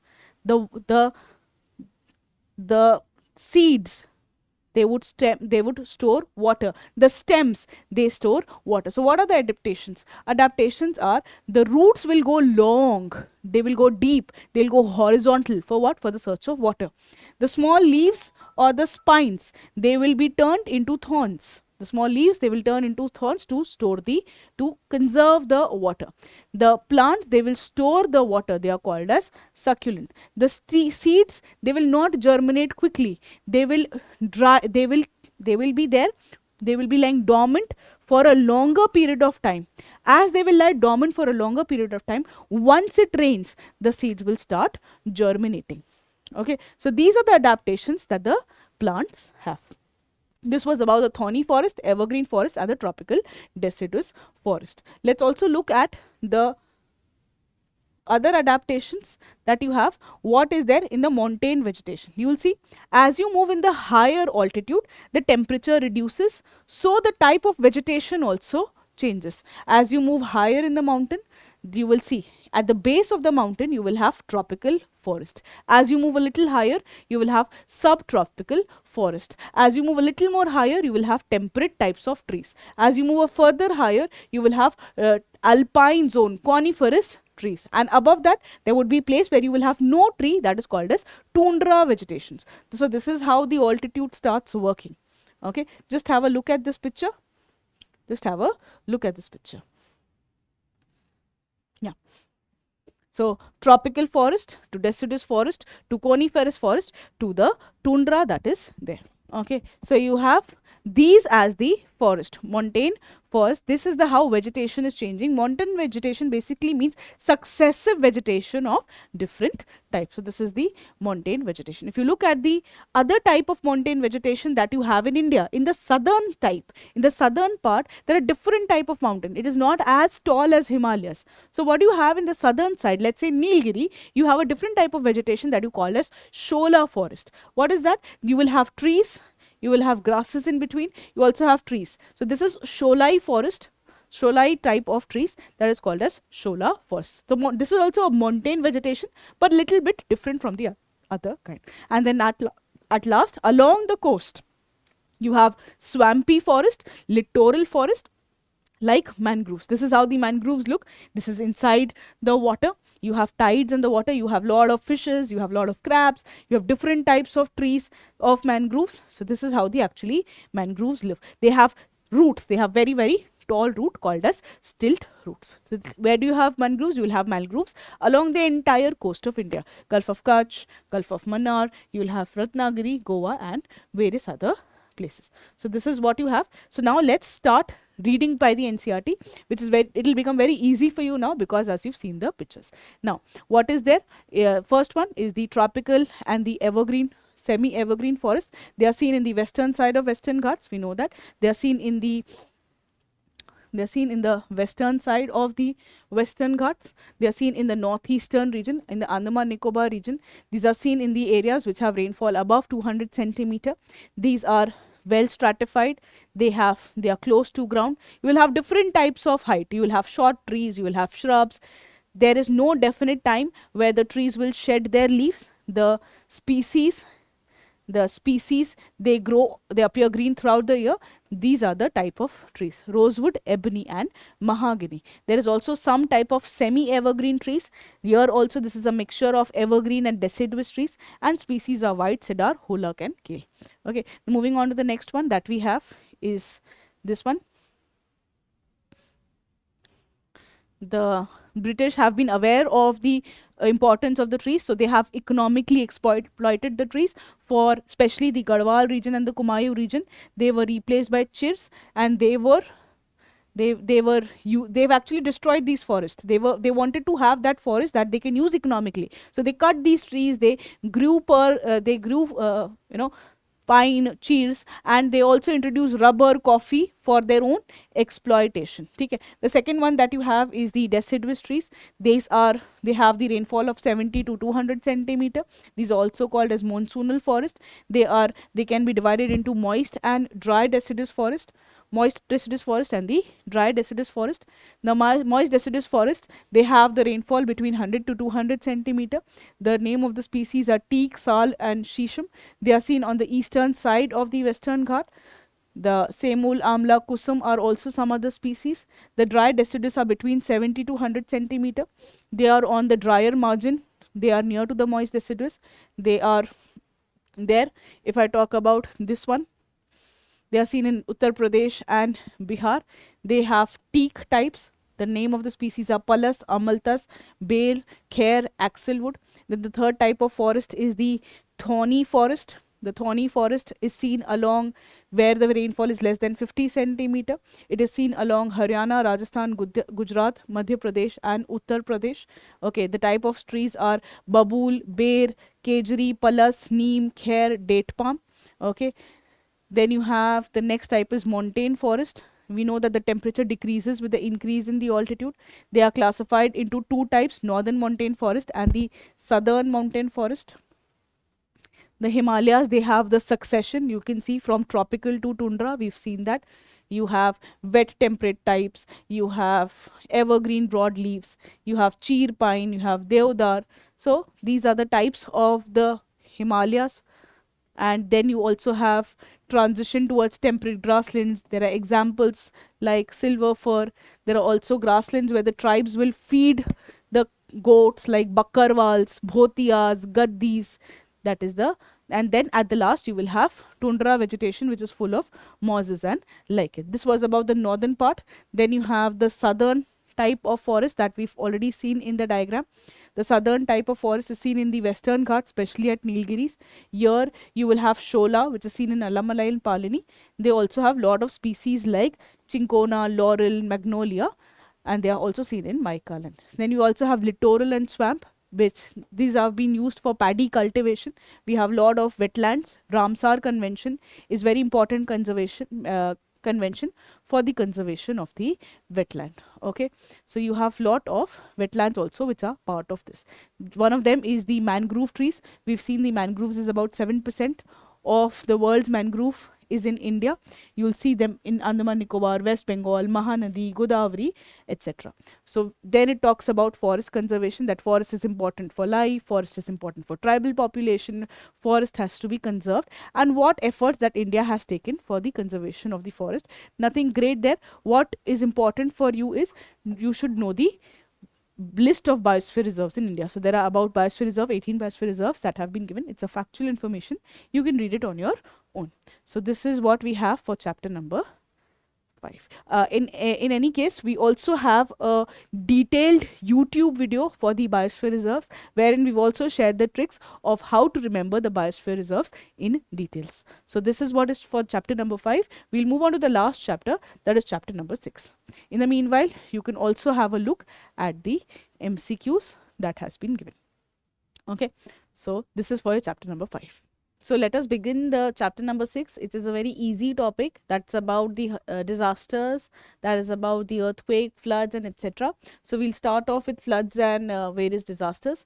So what is a disaster? Something that is basically that is outside the human control, that gives little or no warning, and that can cause serious disruption to the life and property. Therefore, what do we need? We need to mobilize a lot of people. So we know that lot of disasters we are occurring now. Floods, you talk about floods, cyclones, you talk about various other things. So it is this disaster. If I talk about the disasters that we have right now, so this is all about, we've taken a lot of efforts for the control of disasters.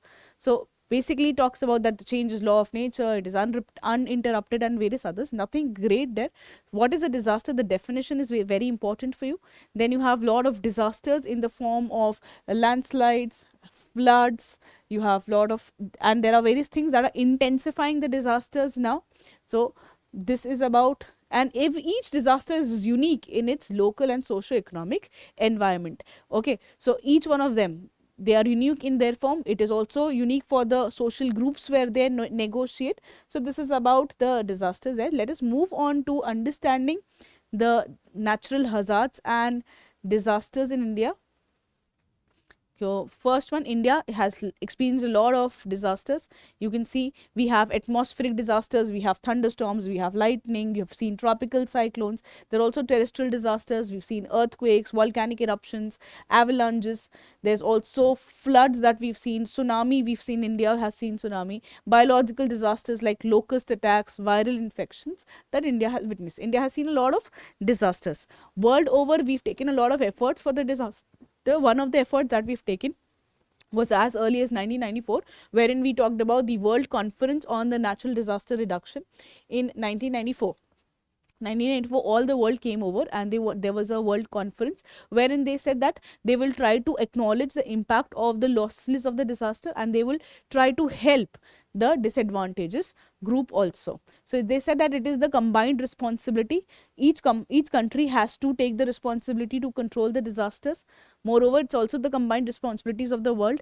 You will give priority attention to the developed, less developed countries, to the small island and developing states, on how they can help. They will help in building the capacity. How do you build back better? How do you work on building the disaster resilient infrastructure? They'll also go for international cooperation and various other places. Okay, so this is about the one. Then we've seen that the first important disaster that we have is about the earthquakes. India has seen a lot of earthquakes. Maharashtra region, Gujarat region, there have been earthquakes that have been witnessed. They have been witnessed in the Peninsular Plateau. They are one of the most stable block is the Peninsular Plateau, but because of some ancient fault line, Bhima fault line, Krishna fault line, and also near the Osmanabad, there have been earthquakes that have been witnessed in the past event. So what we've done is we've classified the country into various disaster risk zone: the high damage risk zone, the moderating damage risk zone. The first one, the very high risk zone, basically they experience the most devastating earthquake. This is seen in the northeastern region, in Bihar region, Uttarakhand, in Himachal Pradesh, basically the northwestern part. They are coming under very high risk this earthquake zone. It is because the Indian plate is still moving north, and it is causing the lot of instability on the land that is responsible for the earthquake. These are very, very high risk zones. Then there are also some safe zones, very, very safe zones, where most of the zones are actually considered safe, especially the Deccan Plateau part. What are the consequences of the earthquake? The consequences of the earthquake, we know that there is damage to the infrastructure, there is damage to the settlement, there is damage to transport communication, there is loss of life that takes place. So that is the effects of the earthquake. What is the effect of the earthquake? On the settlements, on the ground, on the man-made structure, on the water. There is landslide, liquefaction, there is earth pressure, there is buckling and the collapse of the man-made structure. You can have waves. So these are the impacts of the earthquake that we can see on the geography as well. Okay, what can you do to prevent the earthquake? You will have to monitor the earthquake. You will have to use the GPS on how the plates are moving, how is the land moving. That has to be taken care of. So these are the earthquake prone zones that is there. The northern part of the country, comes under high risk zone, very, very high risk zone, whereas the central part they are under low risk zone. There's not much of the risk in the country, in the Deccan Plateau especially. Okay, then what is tsunami? Tsunami, basically there is harbor waves. Tsunami waves are harbor waves. What happens generally is that when whenever you have a continent and suppose this is the sea, whenever a wave comes towards the continent, it breaks. But in tsunami, what happens is tsunami will not break. The tsunami waves, they will start rising tall like a building and then they will fall. This is what tsunamis. So tsunami, the waves are not breaking, they are rising tall like a wall and then they collapse on the infrastructure on the continent.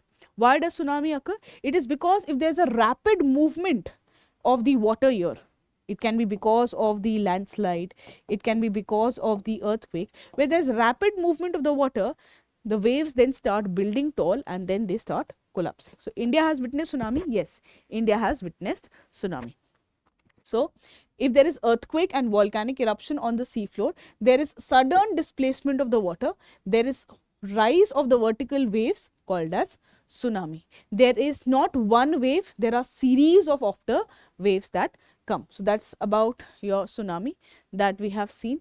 These are also called as, sometimes the height can be as high as 15 meter or more. Tsunami is very difficult to detect in the high seas because the wave height is not as much. But when it comes on the coast, you can then only detect tsunami. The ship at the sea is not much affected by tsunami because it is difficult to detect the tsunami in the deeper parts of the sea. And then when it comes the coast, only then you realize it is that is happening there. Okay. Okay, then this where do we have experienced tsunami? Japan, Philippines, Indonesia, Malaysia, Myanmar and India also we have seen the tsunami. The next disaster that we have is tropical cyclone. A detailed video of the tropical cyclone is uploaded on our channel, wherein you know what is the cyclone, what is the naming, what is the movement, what is the path. I'll request you to watch that video and it is very detailed given. The next one that we have is floods. We all know what is flood. Flood is bad. When there's lot of rainfall, you will witness floods. Alongside the rivers, there are floods. If the river has lot of sand that is deposited on its channel, the water, even a little amount of rainfall, you can have floods. If the dams are not managed properly, then also you can have floods. So what is floods? Basically inundation of land and human settlement by the rise of water is the reason for flooding. Flood can be identified well on time and it can be worked upon. It can be worked upon. It is not something that we cannot work upon. Okay. So that is there for floods. We have lot of floods. We also have National Flood Commission which says that India has about 40 million of hectare are flood prone, especially along the river. Assam, West Bengal and Bihar are prone. Even the regions of Punjab and Uttar Pradesh, they are also vulnerable to flash floods. Okay, what is the reason? What is the consequence of the floods? The consequences of the floods are you will have lot of loss of life, loss of infrastructure. Even along the coastal areas, there's loss of damage to the economy. They destroy valuable crops. Okay, the floods, they will destroy bridges, infrastructure, human settlements. Many of the people are also, they also have to see lot of diseases like hepatitis, cholera. There's a lot of floods in Brahmaputra also. So government of India has taken a lot of efforts to control the floods, like construction of dams, afforestation, trees will control the flood. You will talk about this. Okay, these are the flood prone zone. You look at the flood prone zone, you will see that majority of the rivers are the flood prone zone. Majority of the rivers and the coastal areas, you can see there is flood that is occurring, especially on the eastern side. What is drought? Now this chapter, this part is not very important because the definitions of droughts have changed. So this part, that meteorological drought, hydrological drought, this was before, but then still for clarity, drought is nothing but the shortage of water basically due to inadequate precipitation, sukha. Due to inadequate precipitation, you can have droughts. Now the definitions have changed, the government have changed it. So it is not very important to know the types of droughts, meteorological, hydrological, that is not important. What is important for us to know that where do you have drought? It says that 90% of the total geographic area, we have droughts. We can see droughts about in 30% of the total country's area and is identified as drought prone. The places where you will see drought more commonly are in the Marusthali region, the dry region, Kutch region, Gujarat region, even some parts of Madhya Pradesh, eastern Rajasthan, the peninsular interior, therefore Maharashtra, Karnataka, wherever you have dry regions, where you will have droughts. Okay, these are the dry regions. You'll see these are the dry regions. This is a dry region, this is a dry region, this is a dry region. So there you will experience a lot of droughts. Okay. Then what is the problem that we have in drought? You will have shortage of water, shortage of fruit, inadequate death of cattle. You can also have lot of, if there is not good water available, people will have water from any source, they can have hepatitis, they can have cholera. So that's about the droughts that we have. Okay, then you have the next one, that is the next disaster is the landslide. What is landslide? The movement of the land, the falling down of land, the sliding of the land at a very fast pace is called as landslides. Okay, these are sudden, they are unpredictable, they can be controlled only through localized factors. That is the landslide. Which part of the country has lot of landslides? Especially along the young mountains, along Himalayas, along Andaman Nicobar, there is this frequent ground shaking, that is, and even the construction of road, dam, they can cause some landslides. Okay. You will also have some amount of high vulnerable regions, especially along the Himalayan and the northeastern region. Very low vulnerable regions are also there, but then that is not a major part. How can you control landslides? You can control landslide by building the infrastructure that does not put lot of pressure on the ground, by afforestation. The trees, they will hold the land very nicely. So you can go for restriction on the construction, the roads, dams should take into consideration. You will also go for afforestation program. This is how you will control them. Then it talks about disaster mitigation, that how do you control the disaster. Not only do you control the disaster by after the disaster has occurred, you will also control the disaster at pre-disaster level.